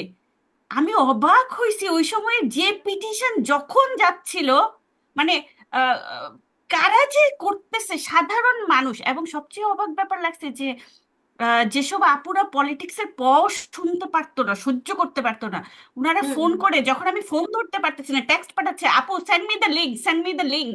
মানে ওনারা পিটিশন পাঠাবে, ওনারা ইমেল Yeah, পাঠাবে। সব হাউসওয়াইফরা, বিশেষ করে হ্যাঁ, হাউসওয়াইফরা। Yes. আমি বলবো অস্ট্রেলিয়াতে মনে হয়, আমি ভাবতাম মানে অস্ট্রেলিয়া আসলে আমি থাকি দেখে হয়তো বা আমার এরকম perception, but over the time যেটা হয়েছে আমার মনে হয় কি যে মানে এই হাউসওয়াইফরা, হাউসওয়াইফ কালচারটা আলাদা করে কেউ খারাপ ভাবে না নিক যদি এটা বের হয়। এটা কেমন একটা জাজমেন্টাল চোখ দিয়ে দেখতাম যে আচ্ছা এরা হচ্ছে প্রত্যেক সিজনে পিঠাপাটি করে, ওরা এই করে ওরা এই করে, ওরা বাংলাদেশ নিয়ে আসলে কি হয় যখন কোনো একটা দাওয়াতে বা কিছুতে যখন একটু পলিটিক্যাল কোনো আলোচনা আসে, এই আপুগুলা বলতো কি যে মানে এই রকমের আপু, এই আপু আমি আর বলবো না, এইরকম করে বলতো যে না বাংলাদেশের কথা এখানে বলে কি লাভ, বাংলাদেশের কথা শুনতে চাচ্ছি না। হ্যাঁ। সো আমারও একটা হুম। পারসেপশন ওইভাবে গ্রো করে গেছে যে আচ্ছা ঠিক আছে, আমি ওদের সাথে আসলে এটার কারণে আমার সাথে কিন্তু অনেকের মানে মানে বাংলাদেশি কালচারে আমি কারোর সাথে ওইভাবে মিশতে পারি না, কারণ আমার সবসময় মনে হয় এরা বাংলাদেশ নিয়ে একটু টেনশনে নাই, মানে যখন হয়তো বা আন্দোলন চলতেছে তখন কার কথা ভিন্ন, বাট বাকি সময়গুলোতে আমার মনে হইতো যে আহারে মানে এত কেন এরকম থাকে, এত ইগনোর মানুষ কিভাবে করে পারে বা কিছু একটা। আমি আমি মানে খুব সাইলেন্ট মেম্বার বাংলাদেশের যে অজি বাংলা সিস্টারহুড যে গ্রুপটা আছে, আমি ওটার কথাও বলবো এই জায়গায়, যদিও আমরা ওখানে কোনো কানেকশন করি নাই। ওইখানে আমি হুম। দেখলাম কখনো ওইভাবে পলিটিক্যাল পোস্ট কেউ দেয় না, বা ওইরকমই একটা প্যানেল ছিল যারা ওইভাবে কথা বলতো না, কিন্তু অ্যাবসলিউটলি মানে ফ্লাডেড, সবাই এমন ভাবে বলতেছে, আর এমন লিংক যে মানে মাত্র আমার হাতে আসছে। আমরাই তো অনেক কিছু দেখা যায় সালওয়া আপু হচ্ছে অনেক রকমের জিনিসপত্র হুম, হচ্ছে শেয়ার করতেছে, ক্রিয়েট করতেছে, তো জিনিসটা আমার কাছে আসছে, আমার 10 মিনিট হয়তো একটু দেরি হয়েছে যে আমি এখানে পোস্ট দিব বা ওখানে পোস্ট দিব, মানে যেখানেই যাচ্ছি মহিলারা অলরেডি কানেক্টেড, তারা হচ্ছে একদম সব একদম। ধুমায় শেয়ার, আমি লেটার অজি লিখতে বাংলা বলতেছে সিস্টারহুড যে আমি গ্রুপে লিখতে পারি না, আমি জানি না আমি কিভাবে করবো, আমার ইংলিশ ভালো না, আমাকে ধরায় দেন। সো অনেক আপুগুলো আবার কি করছে, যারা একটু পড়াশোনা করা, যারা একটু ভালো ইয়েতে, তারা হচ্ছে কি করছে, টেমপ্লেট বানায় ফেলছে, যে এইটাই টেমপ্লেট, তোমার কাউন্সিলরের নাম বসাও, নিচে তোমার নাম বসাও, পাঠায় দাও। মানে অ্যামেজিং যে তারা কিভাবে বন্ডিং করছে, এবং দিস ইজ দ্য পাওয়ার না, যে মানুষের আসলে পাওয়ারটা কি, যে কালেকটিভ একটা সেন্স, কালেকটিভ একটা একদম একদম কালেকটিভ আমি power. I will take this moment, মানে আমার কাছে মনে হয় কি অজি বাংলা সিস্টারহুড এর গ্রুপটা না অনেক বদনাম ছিল ইন আদার গ্রুপসে, যে এই গ্রুপটা খালি মানুষের সংসার ভাঙে। হ্যাঁ, কিন্তু আপু হ্যাঁ, এই এই তো এই সময়ে এই গ্রুপ যুদ্ধে ইভেন মডারেটর প্যানেলেও প্রবলেম ছিল হয়তো বা, হ্যাঁ আমি এখন বলবো না যে আছে, কারণ যখন জিনিসটা শুরু হইলো তখন আমার আমার খালি চোখে, আমার এত বছরের চোখে তো আমি অনেককেই ধরতে পারি যে হ্যাঁ এর এর মধ্যে এই সমস্যা বা এই জিনিসটা হচ্ছে একনলেজ ইভেন করতে চায় না, প্রবলেম কিন্তু একনলেজ করা থেকে আপনার জিনিসটা শুরু হয়, প্রোটেস্টটা শুরু হয়, আগে আমি প্রবলেমটা ধরবো যে আসলে এটা হচ্ছে। হ্যাঁ, অনেক মানুষ ছিল যারা ধরতেই চাইতো না, আমার মনে হয়েছে একটা টাইমে যে I will like unmask this people, মানে আমি অ্যাটলিস্ট একটু লিখবো, কারণ এখন সবাই পোস্ট করছে এবং সেগুলো অ্যাপ্রুভ হচ্ছিল। তো তখন আমি একবার ভাবছিলাম আমি বলবো যে আপনাদের অ্যাডমিন প্যানেলকে আমি কোশ্চেন করতে চাই যে আপনারা এখন পর্যন্ত এরকম কিনা, বাট তারপরে দেখলাম আসলে কিন্তু হয়েছে কি যে যারা এরকম করতেছিল আসলে তারা কেউই ছিল না প্যানেলে, আর মানে ইদার তারা বাদ দিছে বা কিছু একটা হয়েছে, চেঞ্জ হ্যাজ হ্যাপেন। আমি এটাই বলতে আপু চাচ্ছিলাম। এখানে একটু আচ্ছা, করে বলি, যেহেতু যেহেতু অজি বাংলা গ্রুপের কথা আসছে, অজি বাংলা গ্রুপের মেইন যে জান্নাত আপু, ওনার সাথে কিন্তু তখন আমার ডাইরেক্ট অনেক ইয়া হচ্ছিল, এবং আমি এত মুগ্ধ হয়েছি যে উনি এত অ্যাকোমোডেট করছে যুদ্ধটাকে। ইয়েস, মানে অ্যান্ড আমি ইন এ ওয়ে উনি আসলে ওনার পুরো গ্রুপকে মানে সবকিছুকে জেপোর্ডাইজ করছে যে না, দেশ বাঁচানো আগে। তো আমি সো মানে এটাতে খুবই আমি মুগ্ধ একটু হ্যাঁ হয়েছিলাম অ্যাড করতে আলহামদুলিল্লাহ। চাচ্ছি এই জায়গায়, শুধু অজি বাংলা সিস্টারহুড না, আরেকটা যেটা এই যে অস্ট্রেলিয়ান বাংলাদেশি যে গ্রুপটা আছে, আমার কাছে মনে হয়েছে এই দুইটা গ্রুপই হচ্ছে কি বেদখল হয়ে গেছিল পুরো মুভমেন্টের সময়। অ্যাকচুয়ালি অ্যাক্টিভিস্ট মেয়েরা এই দুইটা গ্রুপকে দখল করছিলাম আমরা, yeah, ফ্র্যাঙ্কলি absolutely. স্পিকিং। এবং আমাদেরটা যে পাবলিশ যখন করে না, আমরা তো কাউন্টার দিছি, কমেন্টে যে আমরা সমানে মারামারি করছি তাতে কেন অ্যাপ্রুভ হচ্ছে না, কেন বিশেষ করে এই হ্যাঁ হ্যাঁ মারামারিটা অজি বাংলা সিস্টারহুডে বরং কম হয়েছে, বেশি কম হয়েছে হচ্ছে হয়েছে। কি অস্ট্রেলিয়ান বাংলাদেশি গ্রুপটা। এই গ্রুপটা আর তো প্রথম তারপর 15 তারিখ চলে থেকে আসছে 17 পুরো। তারিখ পুরো মারামারি, হ্যাঁ 15 থেকে হ্যাঁ 17 হ্যাঁ তারিখ তো পুরো মারামারি হয়েছে, এবং আমরা নিজেরাও পার্ট করছি যে কেন আপনি করছেন না, বা দালালি নিয়ে যারাই আসছে হ্যাঁ তার কি ভাষায় তাদেরকে আক্রমণ করা হয়েছে। এবং একটা পর্যায়ে যে দেখলাম ইয়াস আমরা দখল করে ফেলতে পারছি। এইটা সবচেয়ে ইন্টারেস্টিংলি শুধু এখানে না, আমাকে হচ্ছে কি কানাডার গ্রুপের আমি একজন আমাকে জয়েন করে ফেলতে বলছে, ভাই আমি তো অস্ট্রেলিয়া থাকি, বলে কোনো অসুবিধা নেই আপনি যুক্ত হন। আমি কিন্তু আমেরিকা একটা স্টেটস এর গ্রুপে যুক্ত আছি, কানাডা একটা স্টেটস এর গ্রুপে যুক্ত আছে, একদম জানাশোনাই কিন্তু কোনো অসুবিধা নেই আপনি যুক্ত হন। এই প্রত্যেকটা জায়গাটাই হচ্ছে দখল করে ফেলা হয়েছে, দখল করে ফেলে তারপরে হচ্ছে কি প্রচার প্রচার গ্যাস। একটা ছোট গল্প বলার জন্য হচ্ছে কি ফ্লোরটা নিলাম, সেটা হচ্ছে ওই দিন মেলবোর্নে এক ভাবির সাথে পরিচয় হলো, সাদামাটা আট পৌড়ে ভাবি। সেই ভাবি 17 তারিখে উনি প্রমিস করছে শেখ হাসিনা নামার না আগ পর্যন্ত উনি ঘর পরিষ্কার করবে না। উনি লিটারেলি 17 থেকে 5 তারিখ পর্যন্ত উনি ঘর পরিষ্কার করে নাই। 5 তারিখে শেখ হাসিনা নামছে, তারপরে যে উনি ঘর পরিষ্কার করছে। আপনি মানুষজনের আন্দোলনের কমিটমেন্টের ডেডিকেশনের জায়গাগুলো খালি আপনি দেখেন, আপনি হ্যাঁ চিন্তা মানে যে সত্যি যেভাবে কথা। পারছে, কিছু পারতেছি না, যা ঘর পরিষ্কার করো, কিন্তু like না কিছু একটা মানে করতে হবে, অনেকের কাছে তাই কিন্তু না? এরকম মানে লাগছে, ইভেন এটা আমার কাছেও লাগছে। আমার মনে হয়েছে যে যতক্ষণ আমি হচ্ছে বাচ্চাদের পিছনে চিল্লাচিল্লি করবো বা ওইটুক টাইম আমি কিন্তু ইনফরমেশন কালেকশনে দিতে পারবো, আমার এনার্জি বরং আমি এই দিক দিই। আমরা যেরকম কাজ করতেছিলাম, আমাদের আমাদের আসলে ছোট করে একটা আর্কাইভিং হয়েছে এট দ্যাট মোমেন্ট, কিন্তু Oh, you're very humble. আপনার আর্কাইভিংটা হিউজ। মানে আপনার I'm pretty sure আপনার আর্কাইভ is is মানে টোটাল আপু কত আমার ভিডিও ধারণা ডকুমেন্টস। আমার ধারণা পুরা ওয়ার্ল্ড ওয়াইড আর্কাইভিং ডকুমেন্টেশন সবার আগে শুরু করছে অশ্রু আপুদের গ্রুপ, একদম হ্যাঁ মানে সবার আগে। ইমিডিয়েট শুরু হয়েছিল এটা। ও আমি তো আর অশ্রু ওনাকে তো অশ্রু আপাকে তো আর জানি না যে আলাদা গ্রুপ, আমি তো ভাবতেছি আমাদের গ্রুপের তরফ থেকে করছে, হচ্ছে গিয়ে সিস্টারহুড গ্রুপের তরফ থেকে অশ্রু আপু করছে। আচ্ছা অশ্রু আপনাকে আমার আপু কাছে তখন গত অনেকগুলো 2 দিনে গ্রুপ হয়েছিল। আমাদের কি হয়েছে আপু, আমাদের সবারই আলাদা আলাদা আরো গ্রুপ ছিল, আমরা সবাই আবার একসাথে এখানে সিস্টারহুডে অ্যাড আর হয়েছি। কাজ কাজ আমার সিস্টারহুড, নিজেরই ডিস্ট্রিবিউট তো করা আরো হচ্ছিল 7টা আপু। গ্রুপ ছিল, হ্যাঁ, এখানে আমরা মেইন আমার আইডিয়া, নিজেরই তো আরো 7-8টা গ্রুপ ছিল। এক্স্যাক্টলি, কিন্তু এইটা আমার আমার আমার কাছে মনে হয়েছে কি যেমন সিস্টারহুডটা আমাদেরকে একটা ম্যাগনেট, মানে মেইন আইডিয়া হ্যাঁ বা একজন একজনকে পুশ, কারণ আমরা বাকি ইনক্লুড গ্রুপগুলোতে সামহাও আমরা সেম মাইন্ডেড ছিলাম, এইখানে না এই ডাইভার্সিটিটা আমাকে অনেক হেল্প করতেছিল, যে এখান থেকে নিয়ে তখন আমরা আমাদের গ্রুপে যে কথা বলি। জি আপু, ওস্টপ। কোঅর্ডিনেশনটা খুবই ভালো হয়েছে এখানে, এই এই ফারজানা গ্রুপটা। আপুকে অনেক ধন্যবাদ for the coordination. হ্যাঁ আলহামদুলিল্লাহ হ্যাঁ আলহামদুলিল্লাহ। না, সবাই খুবই সুইফটলি কোঅর্ডিনেশনটা রেসপন্স খুব করছে। দরকার ছিল। আর না, এটা কিন্তু দরকার ছিল থ্যাঙ্কস টু ফারজানা আপু। কেন বলি, আমি একা আমার আর্কাইভিং কাজ নিয়ে কোথাও যাইতে পারতাম না। দেন সালোয়া আপুর কাজকর্মগুলা আমি না শুনলে আমি আর কিছু মানুষকে এটা দিয়ে পুশ করতে পারতাম না। দেন হচ্ছে দিলশানা আপু যেভাবে ইনফরমেশন গুলো আনতেছিল সেইগুলো আমি ভিতরে ওই সাইডে কি হচ্ছে আমি বলতে পারতাম না। মানে এই যে ডিসিশন যে we will join our bubbles together, it was healed. হ্যাঁ, এটা কেমন হইলো, যেমন আমার একটাই খুব ডেডিকেটেড ম্যান পাওয়ার আছে, ইশরাত আপু, যে যাকে আমি হ্যাঁ হচ্ছে কোনো একটা কাজে লাগাই দিব, সে ভ্যাকুয়ামের মতন সেই পুরা ওয়ার্ল্ড সাফ করে নিয়ে আসবে এবং করতে করতে ইমোশনাল হয়ে যাবে। তো তখন তো আমার কাজ হইতেছে ওনাকে আবার একটু নিউট্রালাইজ করা।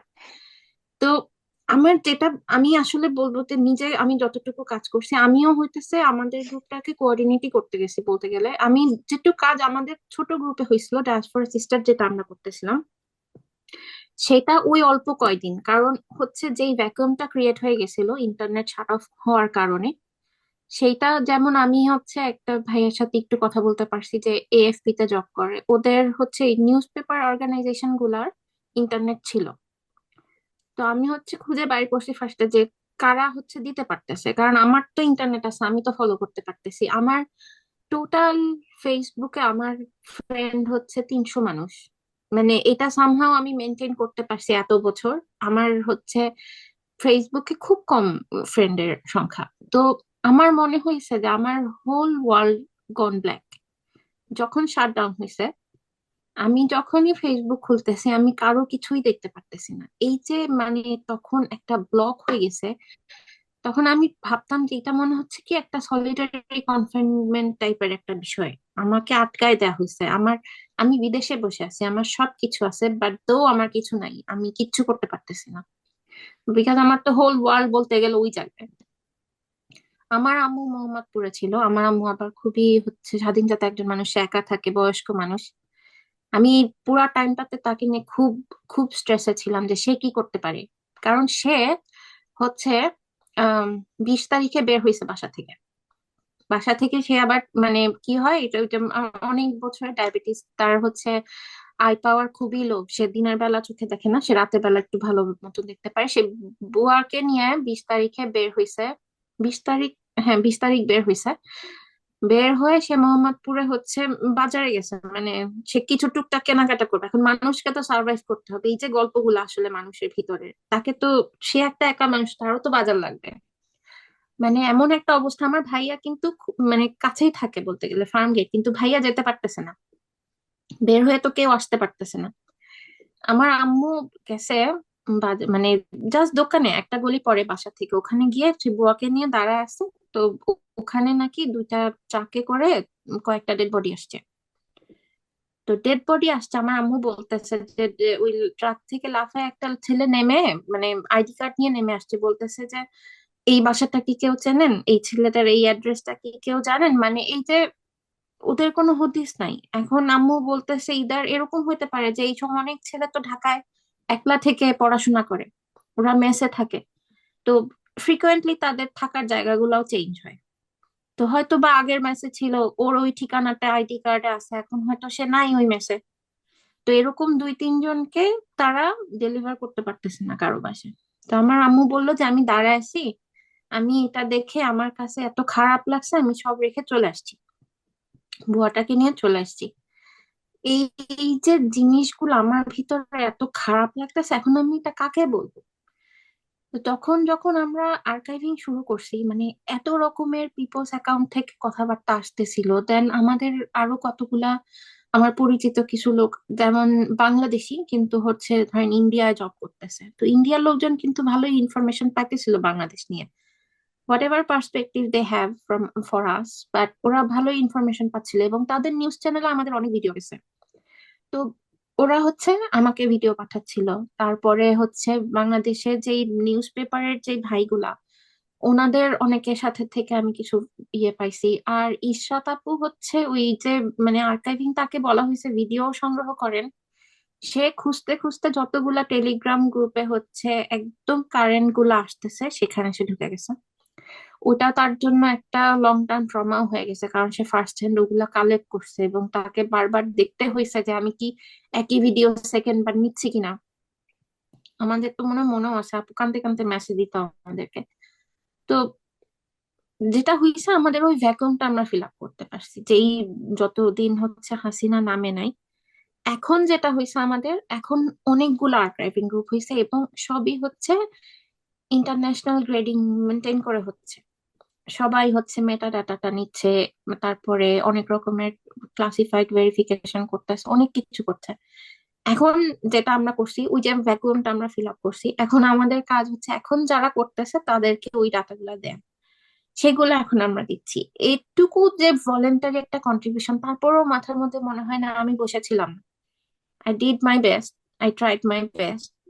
লিস্ট আমি এই জায়গার কথাটা ওই জায়গায় নিয়ে যেতে পারছি, ওই জায়গার কথাটা এই জায়গায় নিয়ে যেতে পারছি। দেন আবার দিলশানা আপু হচ্ছে আমাকে মনে হয় ওই যে সুলতান ভাইয়ের সাথে পরিচয় করায় দিলেন। উনি হচ্ছে অ্যামনেস্টি ইন্টারন্যাশনালের যে লয়ার, আমাদের বাংলাদেশি ভাই। ওনার সাথে একদিন কথা বললাম, তখনও আমার মানে মেন্টাল সিচুয়েশন খুবই ডাউন ছিল। ওই ভাইয়ের সাথে কথা বলে আমার মনে হলো যে আমি একটা নতুন স্পিরিট পাইছি।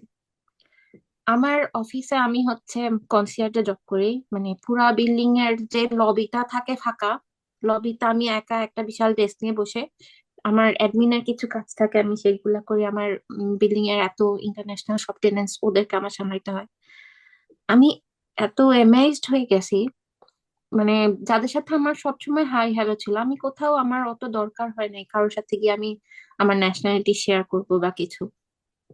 আমাকে মনে হয় আমাদের এই বিল্ডিং এর প্রত্যেকটা অফিস থেকে কেউ না কেউ এসে জিজ্ঞেস করছে আর ইউ ফ্রম বাংলাদেশ, মানে কোনো ভাবে তারা হয়তো বা সেন্স করছে বা কিছু। একটা মহিলা এসে বলছে যে বাংলাদেশে অনেক প্রবলেম হচ্ছে, আমি জানি, আমার হাজবেন্ড ওখানে টেলিকমিউনিকেশনে কাজ করছে কিছু প্রজেক্টে, ও জাস্ট 2 দিন আগে আসছে। তো এই যে ওদের যে কনসার্ন গুলো, আরেকটা মেয়ে, সে জর্ডানিয়ান, সে এসে আমাকে বলছে যে আমার একটা বাংলাদেশি ফ্রেন্ড আছে, I can connect with herself because there is an internet shutdown or something happening. এই যতগুলো মানুষ আসছে, আমি আবার এদের সাথেও কথা বলছি যে আসলে বাংলাদেশে কি হচ্ছে, বাংলাদেশে কি হচ্ছে। কারণ যতটুকু ইনফরমেশন দেওয়া যায়, আমি জানি যে এরা ওইরকম না, ওরা গিয়ে একটু হলেও গুগল করে দেখবে আসলে কি হচ্ছে, তখন তো নিউজ গুলো আসবে, মানুষের আরো জানার দরকার আছে।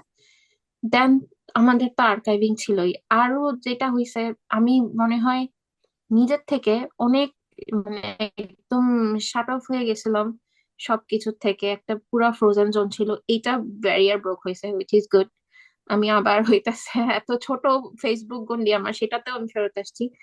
কিন্তু আলটিমেটলি আমার মানে, আমি মানে কি বলে, আমার এই যে যতটুকু যে ঈশাত আপু, plus এখন যেটা হচ্ছে, আমাদের একটা ছোট ভাই আছে অনলাইনে, ও হচ্ছে একটা ব্লগ বানাচ্ছে, যেটাতে হচ্ছে আমরা মানে টপিক ওয়াইজ, ডেট ওয়াইজ সব ভিডিও, তারপরে যত নিউজ আসতেছে যার সম্পর্কে সবগুলা কম্পাইল করতেছি। ঠিকই স্বর্গে গেলেও ধান ভানে আমাদের হচ্ছে সেই অবস্থা, আমরা কখনো এই হ্যাবিট থেকে যেতে পারবো না, আমরা করে যাইতেছি। এখন আমার মনে হচ্ছে যে মানে এখন আমাদের যেটা চিন্তা, আমাদের পুরাই কালেকটিভ সোর্সের যে চিন্তাটা, যে এই ইনফরমেশন আর কেউ মুছে ফেলতে পারবে না। এখন হচ্ছে ইনশাল্লাহ। ইন্টারন্যাশনাল মিডিয়া বাংলাদেশে গেছে, এখন বের দ্যাটস হচ্ছে হোয়াট সবকিছু। ইম্পর্টেন্ট। এখন হ্যাঁ, এখন একটা টপিকে এতগুলা সাংবাদিক এত রকমের পয়েন্ট অফ ভিউ থেকে কথা বলতেছে, আমরা সবগুলো এনে রাখছি যাতে একজন একটা কিছু পড়লে সে বুঝতে পারে যে আসলে কি হয়েছিল, তার ফিল্টারিং প্রসেসটা কাজ করবে। It's not like biased information anymore, just from one হ্যাঁ। সাইড। তো এই জিনিসটা খুব আমার এখনো মনে হয় যে আমরা কালেক্ট করছি যদিও নিউজ 16 তারিখ থেকে পিছনের থেকেও, কিন্তু আমার মনে হয়েছে যে আমি ওই রকম ভেজিটেটিভ স্টেজ যদি আমি প্রথম থেকে কাটায় উঠতে পারতাম, আমার মনে হয় আরো ভালো হইতো। না, এরপরও আপু সরি, আলহামদুলিল্লাহ আপনারা যতটুকু করছেন। বিরাট হ্যাঁ। ব্যাপার। না, আমি একটু অস্ত্রকে, সরি, কাজের কথা চলে আসতেছে। সেটা কোনো হচ্ছে আপত্তি ওই যে ভিডিও ভিডিও ডকুমেন্টস গুলো, যে ওগুলো কি আপ করবেন আপনারা ওয়েবসাইটে? এটা না ভিডিও, দরকার, হ্যাঁ, মানে ভিডিও এ- ডকুমেন্টস আরো যেটা ভালো মতন হচ্ছে এখন আপু, ভিডিও ডকুমেন্টস আমার মনে হয় থাকবে। আমি এখনো শিওর না, যেহেতু এটা মানে নিজেরা নিজেরা করে ব্লক করা হয়েছে, কিন্তু আমি আরেকটা সোর্সের যেটাতে কানেক্ট হয়ে আছি, কিছু ছেলে যেটা বানাচ্ছে, এটার মধ্যে মনে হয় খুব সম্ভবত কলরুদ্দিন শিশির ভাইরাও আছেন, ওনারা একটা বিশাল আর্কাইভ বানাচ্ছেন। এটাতে হচ্ছে পুরা আন্দোলনটা, তারপরে হাসিনার কি হয়েছে না হয়েছে এখানে সব আসবে। সো সব ভিডিও, আচ্ছা, সব রকমের ফিড এই জায়গায় আমরা পাবো। এবং যে ছেলেগুলা করতেছে এরা হচ্ছে খুবই কানেক্টেড, এরা গুগলে গেছে, এরা বিভিন্ন জায়গা থেকে ওয়েল ট্রেন্ড হয়ে আসছে, এরা নিজেদের মানে মেরিট দিয়ে বিভিন্ন জায়গায় চলে গেছে। তো যদিও ওরা বাংলাদেশে থেকে কাজ করার ডিসিশন নিছে, এটা খুবই অ্যাপ্রিসিয়েবল, এবং ওরা যে এই উদ্যোগটা হাতে নিচ্ছে এটা বিশাল ব্যাপার। তো ওদেরকেও আমি কিছু জিনিস দিচ্ছি। আমাদের যেটা প্রবলেম হয়েছে প্রথমে, আমরা তো ভয় পাচ্ছিলাম যে ভিডিও যেগুলো পাবলিশ হচ্ছে এগুলো কিচ্ছু থাকবে না, হাসিনা যে যাবে এটা তো আমাদের মাথায় ছিল না। উই জাস্ট আপু ওয়ান্টেড টু অনেকের স্টপ। আর্কাইভ কিন্তু, যারা প্রথম দিকে শুরু করছিল তাদের আর্কাইভ কিন্তু চলে গেছেও। আমি যেমন 2টা আর্কাইভের অ্যাক্সেস লুজ করছিলাম, কারণ অনেক চলে ওরা গেছে, অনেক চলে গেছে। সাইবার যুদ্ধ করতেছিল, ওরাও সাইবার যুদ্ধ করতেছিল। ব্ল্যাক আউট হয়েছে, যখন বাংলাদেশে ব্ল্যাক, বেশিরভাগই, না না, আমরা প্রবাসে যারা রেখেছি, মানে অশ্রুকে আমি ওটাই বলতে চাচ্ছি, আপনার কাজটা যে কি ইম্পর্টেন্ট ছিল। আপনি সহ আরো, ধরেন ওই যে জাকি ভাই, জাকারিয়া ভাইয়ের সাথে যে পরিচয় করে দিয়েছে আমাদের ওই গ্রুপে, আপনাদের গ্রুপে, মানে আপনি কিন্তু আমার একটা বিশাল ভরসার জায়গা ছিলেন। এটা কিন্তু আমি জনে জনে বলতাম, যার কাছে আর্কাইভ, যে না আমাদের মেয়েরা একটা আর্কাইভিং করছে। হ্যাঁ, এটা কেন ভরসার জায়গাটা, কারণ বাংলাদেশে যেগুলো, ওটা অলরেডি চলে গেছে এবং বাংলাদেশে বেশিরভাগই এই ডকুমেন্টস গুলা নাই। আছে হচ্ছে তাসনিম খলিল ভাইয়ের কাছে আছে, মানে নেত্র নিউজে তাসনিম খলিল ভাই, জুলকারনাইন স্যার তাদের গ্রুপটা যেটা করেছে, আর কদরুদ্দিন শিশির ভাইরা এফপি যেটা করছে, তাদেরটা হয়তো আছে, সেটা আমি কনফার্ম জানি না। আর এদিকে আমি জানি যে আপনারটা জাকারিয়া ভাইটা, সো দ্যাটস ওয়াই আপনার ডকুমেন্টেশন গুলো কিন্তু খুবই ইম্পর্টেন্ট, এটা কিন্তু খুব জরুরি। দেখবেন অনেক ভিডিও বাংলাদেশের বহু লোকের কাছে নাই। আচ্ছা, আমি গত 2-3 দিনে কিছু ভয়াবহ ভিডিও যেগুলো পেয়েছি ইনবক্সে বা অনলাইনে, আপনি যেহেতু বললেন যে আপনার মাত্র 300 জন, সরি কাজের কথা চলে আসতেছে, আমি যেটা করব, আমি না আপনার সাথে গন্ডগোল করে আমি সালোয়ারকে ভিডিও ডকুমেন্ট সমানে পাঠাচ্ছিলাম যে এটা আর্কাইভিং, এটা আর্কাইভিং, এই ডক্স গুলো পাঠাতে হবে আমার আপনাকে। আপনি আছেন না আমার সাথে ফেসবুক মেসেঞ্জারে? হ্যাঁ আছেন তো? আপু, আছি। আপনি পাঠাতে পারেন হ্যাঁ, ঠিক যেভাবে আছে, ইচ্ছা। আপনি আপনার সাথে হোয়াটসঅ্যাপেও আছে, আমি ওখানেও পাঠাতে মেসেঞ্জার, পারেন। হ্যাঁ, ঠিক আছে। আমি একটা সরি কথা টাইম নেওয়ার বলবো, জন্য। আমি একটা কথা বলবো, আমার কাছে মনেই হয় না that I did not know anyone of this group before 15th of July. আমার কাছে মনে হয় যে আমার সবার সাথে অনেক আগে পরিচিত, অনেক আগে থেকে সবাইকে চিনি। এভরিওয়ান ইজ, মানে আমি যে পরিমাণে সবার সাথে কমিউনিকেট করছি, স্পেশালি মানে everyone in groups, one on one, আমার হ্যাঁ, কাছে মনে হয় না যে I did not know anyone before 1 month ago. Salwar আরো সাথে একটা আমার 2 দিন মিটিং হয়েছে রাত্রেবেলা, একদিন 4টা থেকে 5:30, আর একদিন 1:30 থেকে 3টা, একদম মাঝরাতে সালোয়ার সাথে আমার মিটিং। আপু, এই যারা বিদেশে অনলাইন অ্যাক্টিভিস্ট ছিল তাদের কিন্তু পুরো কাজটাই আমি খেয়াল করছি, অন্য যাদের সাথে কথা বলছি সবাই রাতে, কারণ বাংলাদেশের সাথে টাইম ইয়া করতে গেলে প্রত্যেকগুলো মিটিং করছে রাত 1টা 2টা, ভোরবেলা উঠে 3:30 এরকম ছিল। আমাদের আমার তো আমার আমার হচ্ছে জবের কারণে আমাকে খুব সকালে উঠতে হয়। আমি মানে হয় বাসায় সবাই যখন ঘুমে থাকে আমি বের হয়ে যাই বাসা থেকে। তো আমি রাতের বেলা যে কখন আমি ঘুমায় পড়তেছিলাম, মানে হাতে একটা আমার হাজবেন্ড হচ্ছে আমাকে এই ক্রাইসিসের মধ্যে একটা মোবাইল গিফট করছে। আমি 2 হাতে 2টা ফোন নিয়ে কাজ করতাম।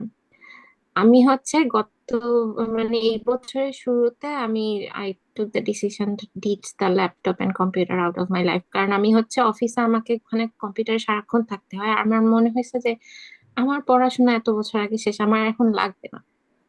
But আমি একটা টাইমে এই এই আন্দোলনের সময় আমি কান্না করে দিছি, মানুষের জন্য না, কিচ্ছুর জন্য না, কারণ আমার একটা মানে কম্পিউটার একটা ওয়ার্কিং স্পেস আমার নিজের মতন আমি করতে পারছি না। হ্যাঁ, বা আমার আইপ্যাড, আমার 2টা ফোন, আমি হচ্ছে সারাক্ষণ কিছু না কিছু ওটার মধ্যে করতেছি, করতে করতে ঘুমায় যাচ্ছি। ঘুমের থেকে উঠে সকালে তো অ্যালার্ম আবার দৌড়ায় যাচ্ছি, অফিসে গিয়েও করতেছি। তো এই করতে করতে ঘুমের সাইকেল তো কি জিনিস, আলহামদুলিল্লাহ নাই কিচ্ছু বলতে গেলে। এখন হচ্ছে মনে হয় যে আমরা ঘুমাবো, ঘুমের মধ্যে না জানি কি হয়ে যাবে। আর এই যে আমি আমার ফ্রেন্ড কাছকে বলতেছিলাম যে এই মহিলা যে বাংলাদেশে নাই, এটা তো আমার নিজেরই এখনো বিশ্বাস হয় না, কিভাবে 1 মাস চলে গেল। এক্স্যাক্টলি, যে আর তো বিশ্বাস মানে সেটাই ভয়ঙ্কর সেটাই অবস্থা। আর মানে এই 1 মাস আমি মনে হয় আমি কাউকে মনে হয় মেসেজ বা ফোনে কল করা, এই 2টা জিনিস আমার খুব একটা ইয়া আছে। আমার মানে ফোন সারাক্ষণ হাতে থাকে, আমি অনেক কাজ করি, আমি হাইপার পোস্টিং করতে থাকি, কিন্তু মানে আমার কারোর সাথে কথাবার্তা হয় না। এই জিনিসটা আমার একটা মানে ইন্ট্রোভার্টিজম কাজ করে। আমার ফেসবুকে আমি এখন মেসেঞ্জার খুললে আমাকে অনেকক্ষণ ধরে স্ক্রল করতে হয় যে আমি ওই লোকের সাথে কবে জানি এই কথাটা বলছি, ওনার চ্যাটে গিয়ে আমাকে আবার সার্চ করতে হয় টপিক দিয়ে যে ওনার থেকে আমি এই ভিডিওটা পাইছিলাম, এটা জানি কই আছে। মানে আমার এখন এত ছড়ায় ছিটায় গেছে। দেন আমি হচ্ছে যখন এই মহিলা পালাই গেল, তখন আমি ওই যে ইশরাত আপুকে বলছিলাম যে আপু আমি এখন আমার ইয়ার করবো না, আর্কাইভ আর করবো না। যখন আমি দেখছি যে লোকজন শুরু করছে, আমি বলছি আমি এখন যা পাবো এক জায়গা থেকে না আরেকজনকে দিব, কারণ ওর ওই খোঁজার কষ্ট থেকে আমি খুঁজে বের করবো। আমি জানি যে আমি কত দ্রুত এটা পারবো খুঁজতে, আমার ডিগিং পাওয়ার ভালো। তো ইশরাত আপু এখনো, মানে এখন তো আমরা হচ্ছে ডায়াসপোরা মানে ইয়েতে আমরা কম, কিন্তু ইশরাত আপু সেই ভ্যাকুয়াম, ওনার ভ্যাকুয়াম উনি চালাই যাচ্ছে, আমরা আমাদের মতন করেই যাচ্ছি। আমাদের মনে হচ্ছে যে না, আমাদের যেটা স্টার্ট হয়েছে এইটা মনে হয় না আপাতত যাবে কারো, যেই জিনিসটা আমাদের সবার ভিতর ঢুকে গেছে। আর স্পার্কটা এটা থাকা তো উচিত, স্পার্কটা শর্ট হ্যাঁ আমার কাছে খুবই ভালো লাগছে, আমার কাছে খুবই ভালো লাগছে যখন অসুর আপু বারবার বলেন যে ওই মহিলা পালায় গেছে। হ্যাঁ, মহিলা, হ্যাঁ, আমরা একটু সালমা আপুর কাছ থেকে আমি শুনতে চাই। আমি ওরে মানে ওই মহিলা কেন বলি, আমি ইভেন ওর নামটাও নিতে চাই না। অতটুক স্পেস, যাইনি বলি। অতটুক টাইমও আমি তাকে দিতে চাই না। এটা কি ভদ্রতা করে মহিলা বলতেছে, আমরা তো বেটে বলি পুরা। কিন্তু একটা একটা সত্যি কথা বলবো, একদম সত্যি একটা স্বীকারোক্তি দেই, দেখেন প্যানিকটা, আতঙ্কটা এমন ভাবে ঢুকায় গেছে, এই যে যে কথাটা ঘোষাপু বললো যে এখনো বিশ্বাস হয় না, আমার কি মনে হয় জানেন, এটা মনে হয় কিরকম একটা মাথার পিছনে ব্যাংক, মনে হয় কি এই না, কালকে এই মহিলা ভূতের মতো দেশে ঢুকে যাবে, হ্যাঁ, কালকেই চলে আসবে, কালকে না হলে পরশুই চলে আসবে, এই জ্ঞান নেই আসলো বলে। এই যে একটা আতঙ্ক, মানে বাস্তবতা কিন্তু একদমই এটা না, কিন্তু ওই যে ভূত দেখার একটা আতঙ্ক আছে না, লিটারালি একদম ভূত দেখার প্যানিক আতঙ্কের মতো এটা মাথার পিছনে ফোবিয়া করে একদম দেয়। বসে আছে, কালকেই চলে আসবে, পরশু দিনই চলে আসবে এই মহিলা। আমার আমার মনে হয় না যে আমাদের বাবা মা, আমাদের টিচার, মানে আমাদের আপব্রিঙ্গিং এ যাদেরই হাত আছে, আমাদেরকে কেউ এত ভয় কিছু দিয়ে লাগাইতে পারছে তো সিরিয়াসলি হচ্ছে। মানে আমি আমার অ্যাডাল্ট লাইফে এসে অনেকবার আমি ঘুমের মধ্যে আমি ভয়ে, মানে আমি স্বপ্ন দেখছি আমি অঙ্ক পরীক্ষা দিতেছি, আমার অঙ্ক পরীক্ষা দিচ্ছি, আমার অঙ্ক মিলতেছে না, মানে এটা ট্রমা। কিন্তু আমার মনে হয় এখন আমি ঘুম থেকে উঠে মানে ফার্স্টেই হচ্ছে আমার মানে অফিসে যেতে যেতে আমি ফেসবুকটা চেক করি আগে, নিউজটা যে হ্যাঁ, মানে সবার কথাগুলো শুনে এত এত ভালো লাগতেছিল। তো এই গ্রুপটার সাথে আসলে আমাকে যোগাযোগ করিয়ে দিয়েছে ফারজানা। তো ফারজানা ওই যে বললাম না, সেই জুলাইয়ের কোন একটা তারিখে সে আমাকে ফোন করে বললো যে আপু এরকম একটা জিনিস হচ্ছে, আপনি একটু মিটিং এ বসতে পারবেন কিনা। তো আলহামদুলিল্লাহ, মানে এই গ্রুপটার সাথে জড়িত হয়ে আমার কাছে খুবই ভালো লেগেছে, কারণ আমি খুব মানে আপডেটেড ইনফরমেশন গুলো পাচ্ছিলাম। এটা একটা গ্রুপের সাথে আমি কাজ করেছি, আরেকটা গ্রুপের সাথে কাজ করি আমি, সেটা হচ্ছে যে studies for Bangladesh, forum for Bangladesh studies. সেটা হচ্ছে আলিরিয়াস স্যার, যেটা ইলিনয় স্টেট স্টেট ইউনিভার্সিটি থেকে উনি যেটা লিড করেন, এবং মালয়েশিয়া আইআইইউএম হতে শুরু করে অ্যাক্রস বিভিন্ন ইউনিভার্সিটির একাডেমিকরা সেটার সাথে জড়িত। তো তারা একটা প্রোগ্রাম করেছিল, মানে তারা সবসময় এটার উপরে কমেন্টারি চলতেছিল, যে বিভিন্ন একাডেমিকদের এগুলো নিয়ে আলোচনা চলতেছিল। তো 3 তারিখ রাতে ওদের একটা প্রোগ্রাম ছিল, তো আমি সেখানেও জয়েন করেছি, এবং সে প্রোগ্রামটা নাম ছিল কার্নেস। এবং সেখানে খুবই চমৎকার ডিসকাশন হয়েছে, এবং সেই ডিসকাশনটাতে অ্যাটেন্ড করে আমার যেটা মনে হয়েছে যে সেটা হচ্ছে সেদিন সবাই এত বেশি বিপর্যস্ত ছিল মানসিকভাবে, মানে ইভেন আলিরিয়াস স্যার পর্যন্ত, এবং মানে তারপর হচ্ছে মালয়েশিয়া ইসলামী ইউনিভার্সিটির মাহমুদুল হাসান স্যার, এবং আরো অনেক সাংবাদিকরা সেখানে ছিলেন, অনেক একাডেমিকরা ছিলেন, সবাই বাংলাদেশের করোনা বিভিন্ন বিষয় নিয়ে রিসার্চ করেন। তো আমার ইমোশনাল অবস্থা আমার কাছে মনে হয়েছে সেদিন অনেক অনেক বেশি, মানে আমি ড্যামেজড ফিল করছি আর কি। এটা ছিল অগাস্টের 3 তারিখ। এর আগেও আমাদের সাথে বাবার যোগাযোগ হয়েছিল। আর আমি যেটা বলবো সেটা হচ্ছে যে, মানে আমি লিটারারি আমার কাছে মনে হয়েছে যে পুরা জুলাইয়ের শেষ পুরোটাতে আমি ছিলাম একটা কোর্পস এর মতো। কোর্পস কেন বলছি, আমি জাস্ট আমার বডিটাকে মনে হতো যে টেনে টেনে ক্লাসরুমে যাচ্ছি, এবং মানে আমার স্টুডেন্টরা, আমার কলিগরা আমার চেহারা দেখে মানে সবসময় ওরা বুঝতো যে সালমা আর ইউ ওকে।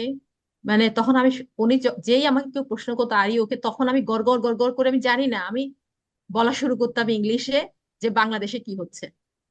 মানে আমি তখন পারতাম না যে মানে হাউমাউ করে কাঁদতে, এরকম একটা অবস্থা ছিল আমার। এবং আমার স্টুডেন্টদের মধ্যে অনেক সময় এমনও হয়েছে যে, বেশিরভাগ সময় এটা হয়েছে যে আমি ক্লাসরুম থেকে মাত্র বের হয়েছি, কিছু স্টুডেন্ট পিছন থেকে এসে, চাইনিজ স্টুডেন্টরা বিশেষ করে, আমি দেখেছি চাইনিজ স্টুডেন্টরা খুব বেশি কনসাস যে কোথায় কি হচ্ছে। ওরা এসে আমাকে জিজ্ঞেস করতো, সালমা তোমার দেশের কি অবস্থা, সালমা কেন এরকম হচ্ছে, সালমা তোমাদের কান্ট্রির রুলারের এই অবস্থা কেন, তারপরে হচ্ছে যে ইন্ডিয়ার সাথে তোমাদের কি প্রবলেম। মানে আমি অবাক হয়ে গেছি যে ইন্ডিয়ার সাথে প্রবলেম, চায়না, ইন্ডিয়া, বাংলাদেশ নিয়ে একটা জিও পলিটিক্যাল পলিটিক্স আছে, এই ছেলেগুলো এই মেয়েগুলো সেগুলো জানে। তো আমি যখনই ওরা আমাকে জিজ্ঞেস করতো, আমি শুধু গড়বড় গড়বড় করে বলতেই থাকতাম যে আজকে এই অবস্থা, কালকে এই অবস্থা। মানে আমার কাছে ওদের সাথে কথা বলার পরে আমি একটু শান্তি ফিল করতাম যে না, অ্যাটলিস্ট আমি ওদেরকে জানাতে পারছি। এবং আমি ওদেরকে বলতাম যে you can share this information, this happening with your friends across the world, because you have a lot of people, students, friends, etc. তো মানে এরপর আমার কলিগদের সাথে কথা হলে তাদেরকে বলতাম। তারপরে হচ্ছে যে এই যে আমাদের আমাদের ইউনিভার্সিটির যে প্রফেসরদের সাথে কাজ করি, তাদের সাথে কথা হলে তাদের সাথে বলতাম। মানে আমার একটা জিনিস মনে হয়েছে যে আমি যদি স্পিক আউট না করি, আমি যদি না বলি, বাংলাদেশ সম্পর্কে কেউ জানবে না।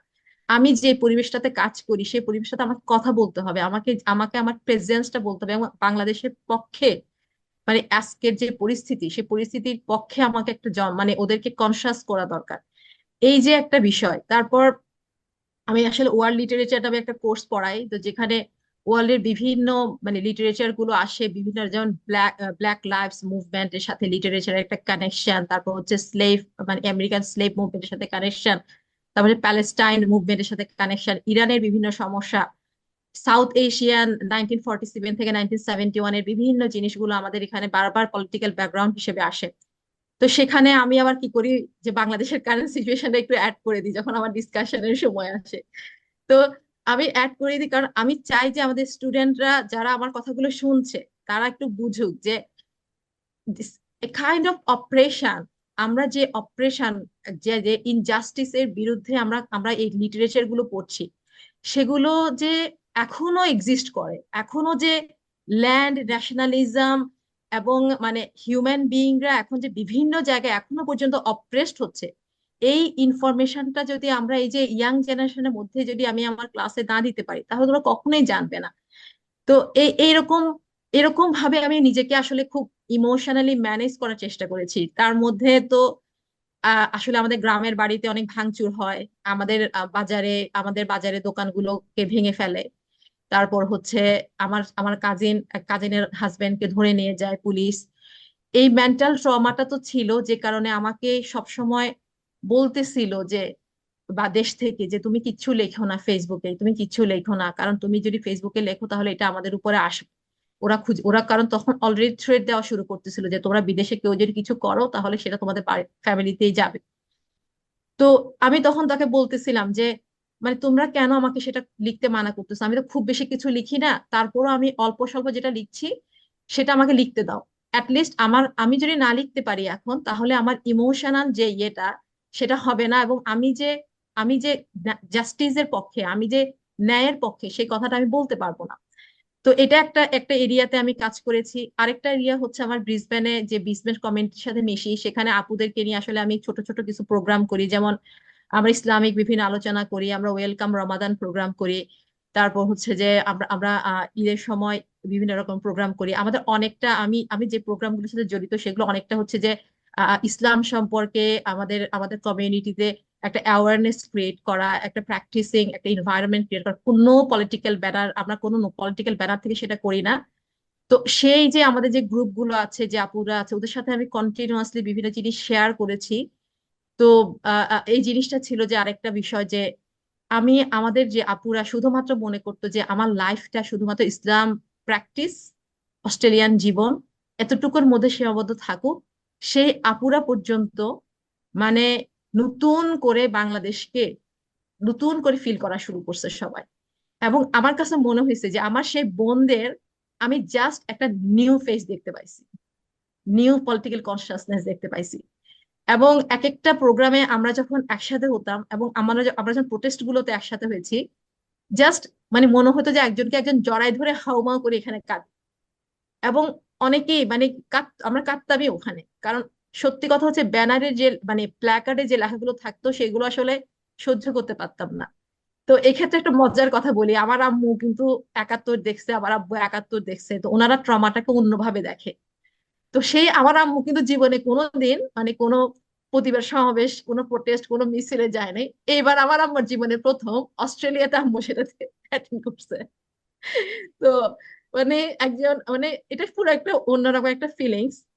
তো এভাবেই আর আর পাশাপাশি আমি লেখালেখি করেছি, টুকটাক কবিতা লিখেছি, পোস্ট করেছি, কারণ আমি চাই যে আমি চেয়েছিলাম যে আমি যেহেতু লেখালেখি করতে পারি, কারণ আমি আমি যখন মানে শেখ হাসিনার আমলে যে কবিতাগুলো লিখতাম সেখানে প্রায় আমি কথা বলতে পারছি না, আমাকে কেন কথা বলতে দিচ্ছে না, অনেক কথা বলার ছিল বলতে পারছি না, এরকম একটা ফিলিংস আমার লেখায় আসতো। এখন সেখান থেকে আমি যখন নতুন একটা ফেজে প্রবেশ মানে ঢুকছিলাম, যেখানে মানে সাইদ মারা যাচ্ছে, ইয়ামিন মারা যাচ্ছে, আমি ইয়ামিনের মৃত্যুটা আমি একদম সহ্য করতে পারিনি, তাকে নিয়ে আমি একটা কবিতা লিখেছিলাম, সেটা আমি ফেসবুকে পোস্ট দিয়েছি। মানে এই যে একটা অনুভূতি, এই অনুভূতিটা আমার কাছে মনে হয়েছে যে দিস ইজ ভেরি ইউনিক।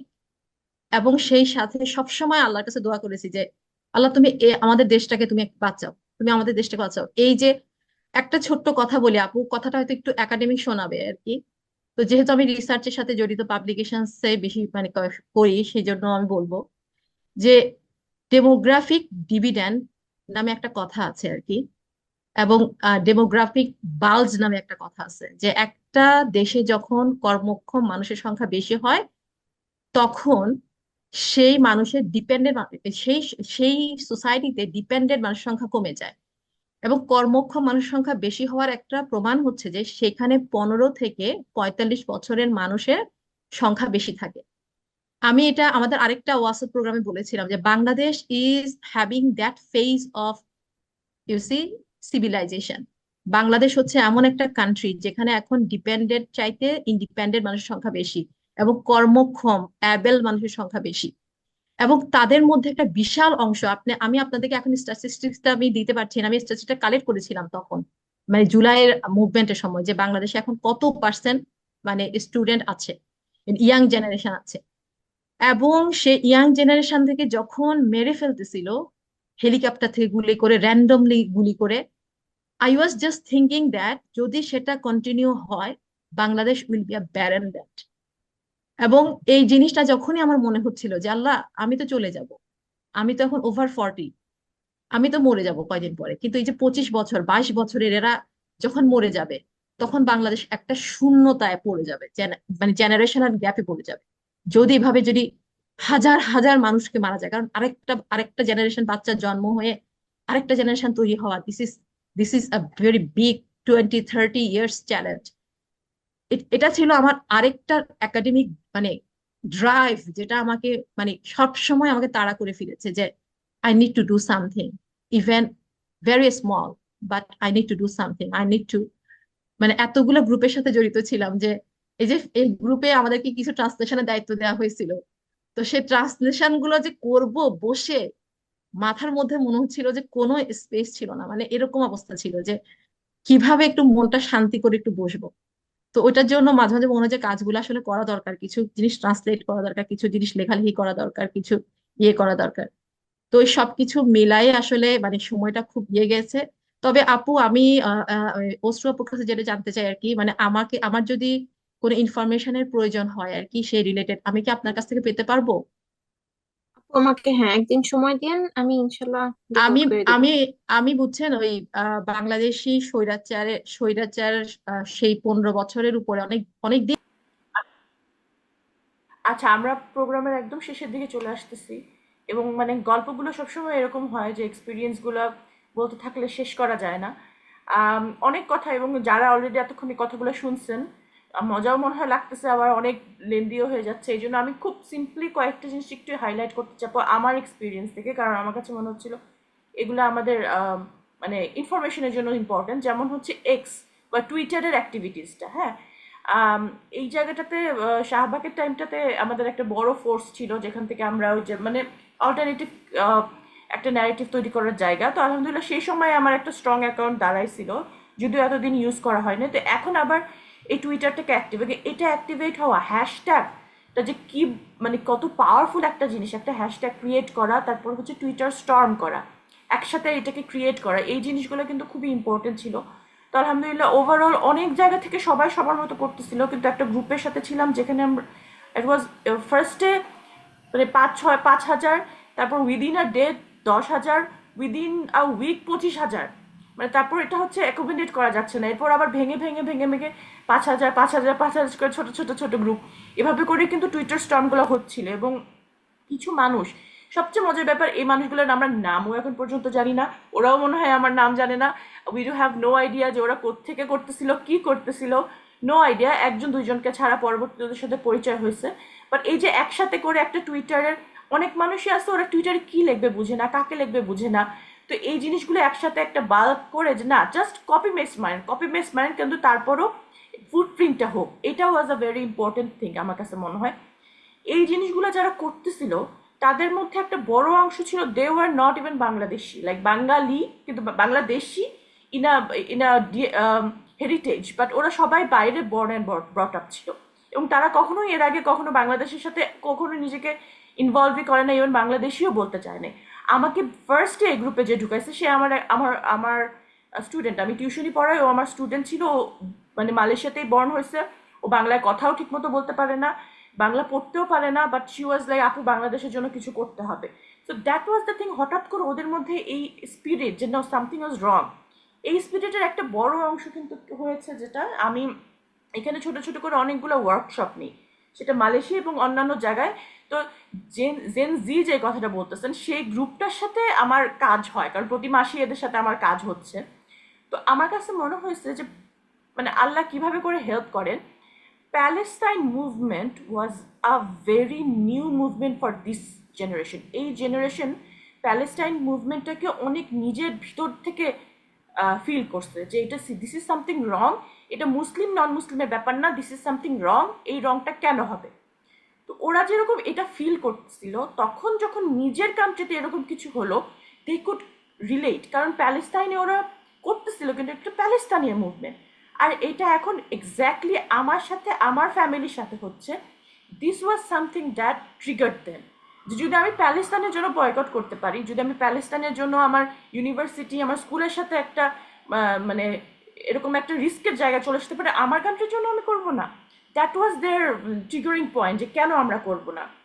সুবহানাল্লাহ, এরকম একটা সময় আমার কাছে মনে হচ্ছে আমার জায়গা থেকে একটা সুন্দর কাজ আমি করতে পেরেছি, আমার ভালো লেগেছে। সেটা হচ্ছে যে আমরা কিছু ওয়ার্কশপের মতো নেওয়া শুরু করলাম, কারণ ঠিক সেই সময় আশুরার সময়, আশুরা হচ্ছে মুসা আলাহ ইসলামের যে সে বলে সমুদ্রটা ভাগ হয়ে যাও এবং আলটিমেটলি ফেরাউনের কাছ থেকে নিজেকে, এমন একটা সময় আশুরাটা যে তার আর কোনো উপায় নাই, জাস্ট একটা লাঠি আছে, সেই লাঠিটা দিয়ে সে স্ট্যাম্প করলো, কিন্তু পুরো সমুদ্রটা ভাগ হয়ে গেল। এটা কিন্তু একটা অনেক পাওয়ারফুল একটা মেটাফোর ছিল আমাদের জন্য সেই সময়। একদম সেই সময় July 17-18 was the Ashura time.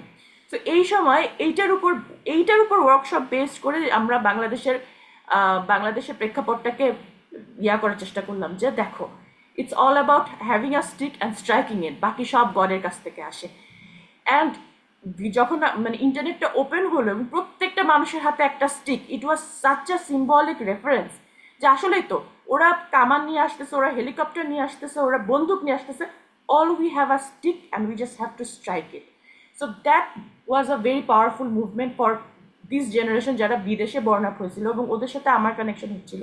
I think that was really nice, it was really powerful for me, আলহামদুলিল্লাহ। এবং একদম শেষে চলে আসি, সেটা হচ্ছে যে 5 তারিখ এবং 6 তারিখ সত্যিকারের স্বাধীনতা আমার জন্য, আমার ভাইকে ফেরত পাওয়া। আমি আসলে কখনো চিন্তাই করি নাই যে আসলে মানে থাকে না যে আমি চাই পাবো, মন চাচ্ছে পাবো, কিন্তু মাথা বলতো তো 8 ইয়ার্স কোনো ইনফরমেশন নাই, কিছু নাই, দিস ইজ নট পসিবল। তো যে সময়টাতে হাসিনা চলে গেল এবং আমার মনে হয়েছে যে আপুর রেসিডেন্সি ছিল ফারজানা পুশ করতেছিল যে ফেসবুকে এখন এটা নিয়ে, এবং ডায়াসপোরাতে সব ডায়াসপোরা ডটার্সরা আমাদের সবাই কিন্তু বলছিল যে আয়না ঘর নিয়ে পুশ করা দরকার। সো একদিক দিয়ে আমরা আয়না ঘর নিয়ে পুশ করা শুরু করলাম অনলাইনে। এটা খুবই, যখন যে কোনো কিছু অনলাইনে পুশ করা হয় তখন কিন্তু খুব স্ট্র্যাটেজি, যে ফিল করার টাইম নাই, ইমোশনের জায়গা নাই। আমার যেটা একটাই হয়েছিল যে একদিকে আমরা অনলাইনে পুশ করতেছি, আরেকদিকে ফিজিক্যালি যে মুভমেন্ট হচ্ছে সেটাতে আমার ফ্যামিলি ইনভলভ, যে ওই যে কচু খেতে সবাই মিলে গেছে, কচু খেতে সামনে চিল্লাচ্ছে, এই দুইটা ইনভলভমেন্টে আমার কাছে মনে হচ্ছিল যে আমার হার্ট লিটারালি বের হয়ে আমার হাতে চলে আসছে।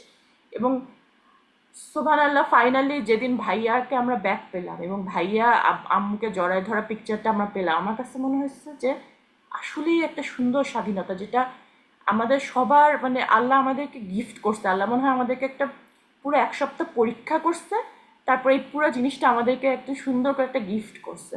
এবং আমি এন্ড করতে চাই এটাই বলে যে আমি একদম পিওর, আমার ব্যাকগ্রাউন্ড যে ধরতে পারেন সেরকম একটা ব্যাকগ্রাউন্ডের জায়গা থেকেই বলতেছি যে এরকম ট্যাগ নিয়ে আসলে কেউ বাঁচতে পারে না। এত বছর আমরা যেই আমাদের ছত্রছায়া, আমাদের ট্যাগ নিয়ে আমাদেরকে বাঁচান হয় নাই। মানুষ, বাংলাদেশি, সিটিজেন, হিউম্যান, এই জিনিসগুলো যদি আমরা না ভাবি নিজেদেরকে, বাংলাদেশ আগাতে পারবো না। তো এই যে বিজয়ের জিনিসটা ছিল না, আমরা সবাই একসাথে, আমি রিয়েলি রিয়েলি হোপ করি এবং রিয়েলি রিকোয়েস্ট করি, প্লিজ, আমরা এখন অনেক লোভ হয়েছে, অনেক হয়েছে, এই 15 বছরও হয়েছে, 15 বছরের আগেও অনেক খাওয়া হয়েছে। আল্লাহর ওয়াস্তে লোভটা বাদ দেন, লোভ মানুষকে কোথাও নিয়ে যায় না, আমরা সবাই একসাথে থাকি। জি, থ্যাংক ইউ। আমার মনে হয় কনক্লুশনটা ফারজানা আপু দেয়। জি। আচ্ছা, আচ্ছা, অনলাইন অ্যাক্টিভিজম নিয়ে যেহেতু কথা হচ্ছিল, আমি খুব কয়েকটা জিনিস খুব পয়েন্টে বলতে চেষ্টা করব, চেষ্টা করে দেখি পারি কিনা। অনলাইন অ্যাক্টিভিজমের আমার মনে হয় ওয়ান অফ দ্য বড় চ্যালেঞ্জ হচ্ছে সার্ভাইভার গিল্ট। কারণ আমরা যেহেতু অনলাইনে, আমাদেরকে ফিজিক্যালি কেউ ধরতে পারতেছে না, তখন কিন্তু যে গিল্টটা কাজ করে, এই গিল্টকে ফেস করাটা, সার্ভাইভার গিল্টটাকে ফেস করাটা খুবই টাফ, এবং এটার সাথে কোপ করাটা আমাদের জন্য অনেক ডিফিকাল্ট ছিল সবার, যারাই অনলাইনে যুদ্ধ করছে। আর আরেকটা যেটা বড় চ্যালেঞ্জ ছিল, যে ফিজিক্যালি মাঠে সে কিন্তু একটা তার পার্টিকুলার এরিয়া দেখতেছে, হ্যাঁ, তার সামনে হয়তো খুনাখুনি হচ্ছে, এগুলাও সে দেখতেছে। আর যারা অনলাইনে, সে কিন্তু পুরো দেশ দেখতেছে, তার কাছে কিন্তু সব আসতেছে। তো আমাদের ট্রমাগুলো না, যেমন ট্রমাটিক। এটাকে কিন্তু ভাইকারিয়াস ট্রমা যেটা বলে, হ্যাঁ, যে আমাদের ট্রমাটা আমি এখন চিন্তা করি, কারণ দিলশান আপু যেমন শেয়ার করতে চান নাই, এবং অনেকেই এখনো শেয়ার করতেছে না, they are not ready to share this, যে আফটার ম্যাথ এখন প্যানিক অ্যাটাক গুলো আমাদেরকে কিভাবে কষ্ট দিচ্ছে, এবং আমরা কিভাবে এখন কোপ করতে ব্যাক নর্মাল লাইফে ব্যাক যেতে পারতেছি না। এটা ওয়ান অফ দ্য কারণ। আমি যেটা চিন্তা করছি যে আমি কিভাবে, আমার কি হয়েছিল, যে আমি তো সব ভিডিও দেখতেছিলাম, সবকিছু ফিল্টার করতেছিলাম, এবং যে কিন্তু অপোজিটে যেমন বাংলাদেশ থেকে যাদের থেকে ইনফরমেশন আমি ব্ল্যাকআউটের সময় নিতে চেষ্টা করতেছিলাম, ব্ল্যাকআউটের পরে কিন্তু বাংলাদেশ থেকে যাদের সাথে কথা হচ্ছিল তারা বলতেছিল যে আপু এটা তো কিছুই জানি না, আপু এটা কখন হইলো, আপু এটা কখন হইলো। মানে দে ডিডন্ট সি দিস, কিন্তু আমরা সব দেখে ফেলছি কিন্তু ততক্ষণে। তো এটা একটা অনলাইন অ্যাক্টিভিজমের অনেক বড় একটা চ্যালেঞ্জ ছিল। আরেকটা যেটা অনেক বড় চ্যালেঞ্জ ছিল, সেটা হচ্ছে শুরুর দিকে বলছিলাম যে ইনফরমেশন ফিল্টার করে আনা। কারণ ইনফরমেশনের যুদ্ধটা তো এখন সবচেয়ে ওয়ান অফ দ্য স্ট্রংগেস্ট যুদ্ধ, যে কোনো যুদ্ধে এখনকার ওয়ার্ল্ডের যে ডাইনামিক্স।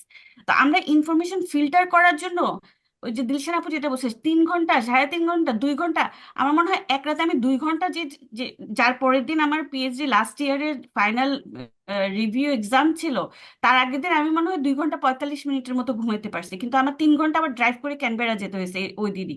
এটা কিন্তু আমার একার স্টোরি না, এটা ভেরি কমন, যারা অনলাইন অ্যাক্টিভিজম করছে এই সময়টাতে, তাদের প্রত্যেকের এটা একটা কমন স্টোরি। যেমন সুমাইয়া শেয়ার করতে পারে নাই, আমাদের স্কোপ ছিল না। ও একদিন রাত 2:30 বাজে ওর বাসার মধ্যে খাবার নাই, তারপর তাকে রাস্তার মধ্যে গিয়ে খাবার কিনে আনতে হয়েছে, কারণ সে কলাপস করবে, সে কয়দিন ধরে খায় নাই। এবং এটা আমি এখানে আরো অনেকের কাছ থেকে শুনছি যে লিটারালি খেতে পারতেছিল না, লিটারালি মানে ফিজিক্যালি লিটারালি খেতে পারতেছে না। বিকজ আমরা তো এতগুলো ভিডিও দেখতেছি এবং কন্টিনিউয়াস এতে কান্না দেখতেছি, আহ, সবকিছু। তার মধ্যে আরেকটা বড় চ্যালেঞ্জ অনলাইন অ্যাক্টিভিজমের, আমাদেরও তো সবাই বাংলাদেশে, যার যার যেমন 3 তারিখ আমাদের খবর আসছে যে আমাদের বাসায় মানুষ আসছে, নিচে স্পেশাল ব্রাঞ্চের পুলিশ আসছে, আমার ছোট ভাই তখন উপরে। তো এই যে এগুলা, সবার তো ইমিডিয়েট ফ্যামিলি থ্রেটেন্ড হচ্ছে।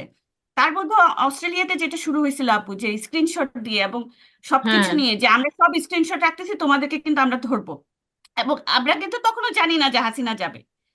এখন হুম। যে সমস্যাটা হয়েছে, সাউথ ইস্ট এশিয়াতে কিন্তু ফেসবুক মেইন, টুইটার না। আর বাইরের দুনিয়ার জন্য হচ্ছে টুইটার। আমি কিন্তু জীবনে টুইটারে কিন্তু কখনোই অ্যাক্টিভ ছিলাম না, একটা দুইটা কখনো হয়তো কিছু দিছি, কিন্তু এই যুদ্ধের মধ্যে প্রথম টুইটারের মধ্যে আর সমানে আবার দেওয়া শুরু করতে হয়েছে।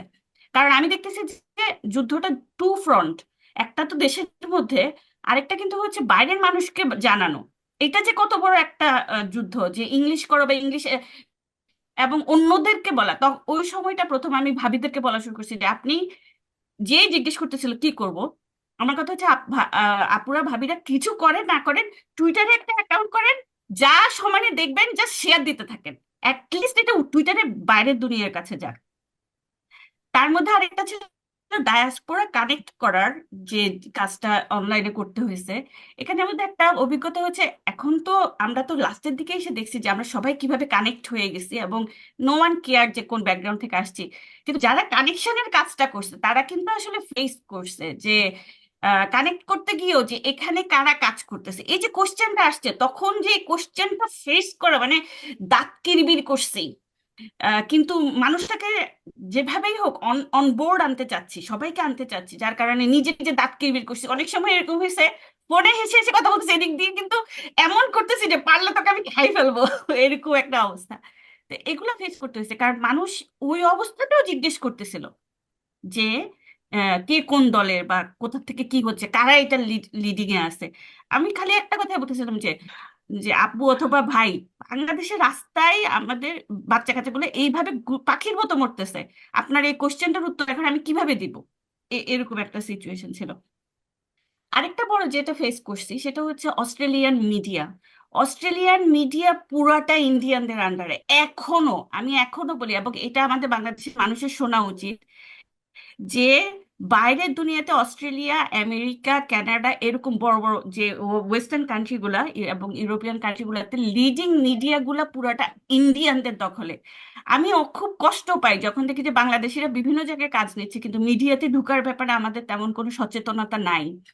এবং এটা আমাকে ফেস করতে হয়েছে যখন আমি তখন রেসিডেন্সিতে ইন্ডিয়া এদিক দিয়ে মিস ইনফরমেশন দিচ্ছে, তখন ওরা আমাকে জিজ্ঞেস করতেছে, এসে আমাকে জিজ্ঞেস করতেছে যে ফারজানা এটা আমরা এটা এখন আমাদের বলতে হবে, কিন্তু তুমি এটা একটু দেখে দাও। তখন আমি বলছি এটা তো পুরো ভুয়া কথা বলতেছো তুমি, এবং কোত্থেকে আসতেছে ট্রেস করে দেখতেছে এগুলো সব ইন্ডিয়া থেকে আসতেছে, এবং তাদের ইন্ডিয়ান স্টাফরা এগুলো দিচ্ছে। তো এটা একটা গ্লোবাল ওয়ার ছিল, মানে কতগুলো ফ্রড যে একসাথে অনলাইনে কাজ করতে করতে হয়েছে অনলাইন অ্যাক্টিভিস্টদেরকে। কিন্তু at the end of the day একটা মজার কথা বলি, যে নর্থ কোরিয়া তো ডিক্টেটর, একটা ফেসিস্ট রেজিম, রাইট? এখন যখন ব্ল্যাকআউট হয়েছে আমি কিভাবে যোগাযোগ করব? আমার তো ইনফরমেশন লাগবে, কারণ আমার আমার তখন চিন্তা হচ্ছে একটাই, যে ইনফরমেশন নিয়ে দেশের মানুষকে, বাইরে যারা দেওয়া। বাংলাদেশে আছে তাদেরকে জানানো। কি করব? আমাকে একজনে বানাইলো, আপু এই যে নর্থ কোরিয়ার কি, আমি এগুলো কিছু বুঝি না টেকনিক্যালি এগুলা, সে নর্থ কোরিয়ার কি অ্যাপ ট্যাপ দিয়ে বাইর করে ফেলছে যে কিভাবে তার সাথে আমি কথা বলতে পারবো। এবং আমি তখন চিন্তা করলাম যে মানে যুদ্ধগুলো যে কিরকম ইউনিক টাইপের, কারণ নর্থ কোরিয়ার নাম শুনলেই তো মনে হয় কিম জং উন, সে তো আরেক ফ্যাসিস্ট, এরকম একটা ইয়ে চলে আসে। কিন্তু তাদেরই কি একটা দিয়ে কিভাবে কিভাবে যেন অনলাইনে ব্ল্যাকআউটের সময়ের কয়েকটা কথা বলি। আরেকটা যেটা মজার জিনিস হয়েছিল সেটা হচ্ছে মোর্স কোড, এরকম দ্বিতীয় বিশ্বযুদ্ধ প্রথম বিশ্বযুদ্ধের অনেক কোডিং এর কথা শুনছি না আমরা, কিন্তু এটাতে 16 বছর ধরে অভ্যস্ত কোডে কথা বলা। যারা বিরোধী দল বা বাংলাদেশের পলিটিক্যাল ফ্যামিলি তারা কিন্তু জানে, এবং আমরা সার্টেন সেকেন্ডস এর বেশি কখনো কথা বলতে পারি না, যদি খুব ওই ধরনের কথা হইতো যে ফোন কেটে দিতে হবে যাতে ট্রেসটা কমপ্লিট করতে না পারে। কিন্তু এই যুদ্ধের মধ্যে যেটা মজা হয়েছে, ব্ল্যাক কমিউনিকেশন ব্ল্যাকআউটের সময় অনেক সময় হচ্ছে কল গেছে, এবং কলটা কখন, আমি যেমন অস্ট্রেলিয়ান টাইম একদম রাত 2:30টার দিকে ট্রাই করতাম, অথবা একদম ভোরে বাংলাদেশ যখন ভোর, ওই সময়গুলো এটা যাওয়া যেত। মানে কিভাবে কি হইতো আমি এটা জানি না, কিন্তু আমার ইনফরমেশন লাগবে। তো ধরেন ফোন ধরছে ওই সাইডে যারা, আর আমি এই সাইডে, আমরা বুঝছি যে ফোন ধরছি কিন্তু কথা তো বিকৃত, কথা কিছু বুঝতে পারতেছি না, তখন কি করতাম? আমরা যেটা ঠিক করে নিছি, একটা শব্দ, ওয়ান ওয়ার্ড, যে মিছিল, ধরেন মিছিল শব্দটা বলবে, সে যতক্ষণ আমি ওকে এদিক থেকে বলতেছি না, সে মিছিল মিছিল বলতেছে। একটা একটা বাক্য বের করে আনতে আমাদের মনে হয় 10 মিনিট লাগছে, বাট আমরা ঠিকটা বের করে আনছি, যে বুঝা যেটা যেটা রাইট ইনফরমেশনটা। তো এই কাজগুলো যখন করতাম, মানে আমার জামাই মেয়েরা ওরা পুরা, মানে ওরা কি হাসবে না কাঁদবে যে একই ওয়ার্ড বারবার বলতেছি বারবার বলতেছি।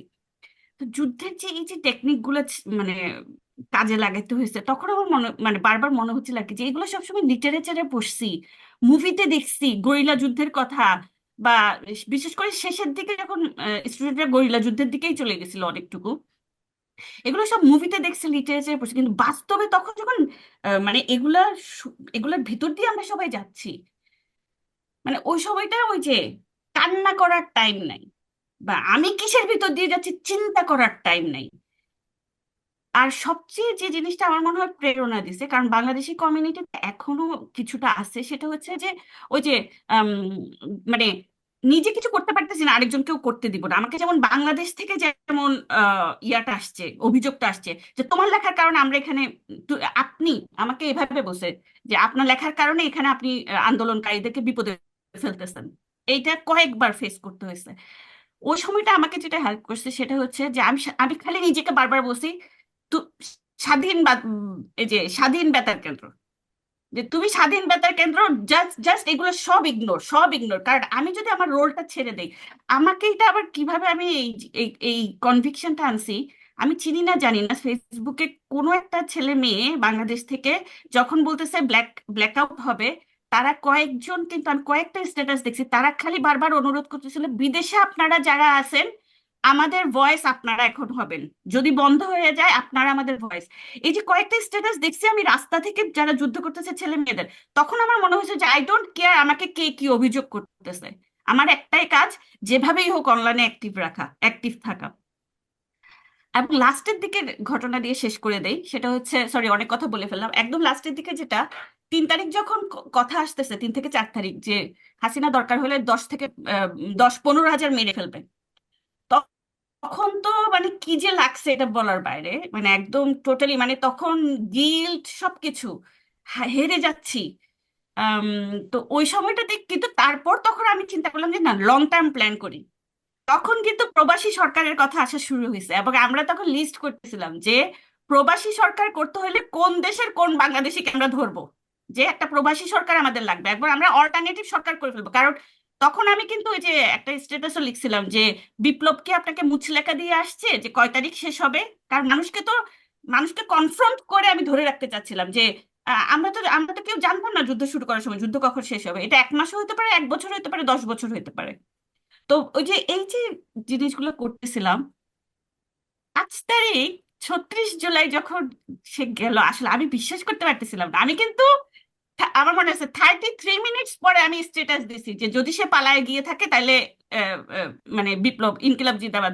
তারপরে যখন বাসায় আসলাম, বাসায় এসে দেখি তো মিষ্টি পাচ্ছে না, মানুষ সব মেজাজ খারাপ। কারণ ওই যে সালোয়ারপুরে যে প্রতিবাদ সবাই গেছে, ওখান থেকে সবাই সব মিষ্টি টিষ্টি কিনে শেষ করে ফেলছে, এবং বিরিয়ানি মিষ্টি বাসায় কে কি আনতেছে খাচ্ছে, মহা মানে এক অবস্থা। এবং চ্যানেলের তখন তখন তো চ্যানেল সত্য বলা শুরু করে দিছে, আমাদের টিভিতে ফুল ভলিউমে বাংলা চ্যানেল থেকে সব খবর আসতেছে, আর কি আনন্দ।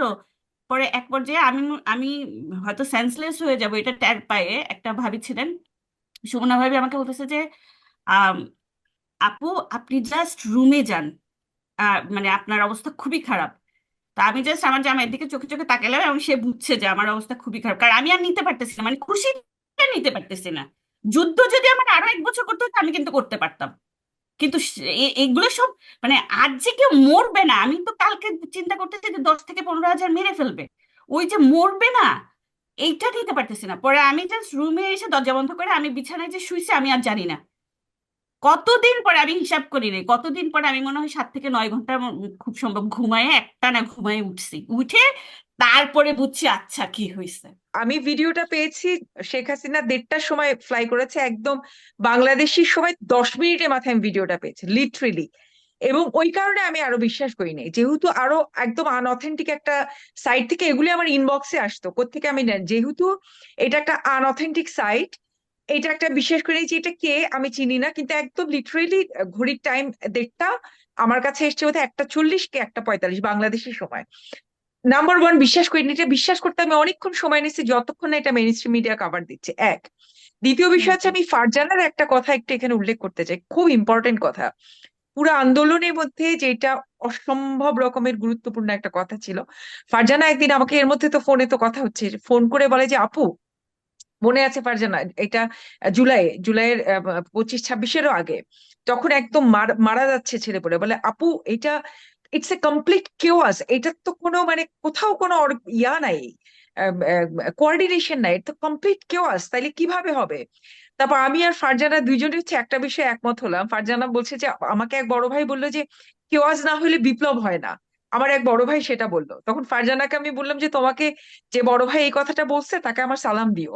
দ্যাট এক্স্যাক্টলি হ্যাপেন, এটা যদি অর্গানিক না হয়, if it's not a chaos, তাহলে বিপ্লব হবে না। এটা আমরা একদম উইন করতে পারছি বিকজ ইট ওয়াজ অর্গানিক, আমরা উইন করতে পারছি because it was A chaos.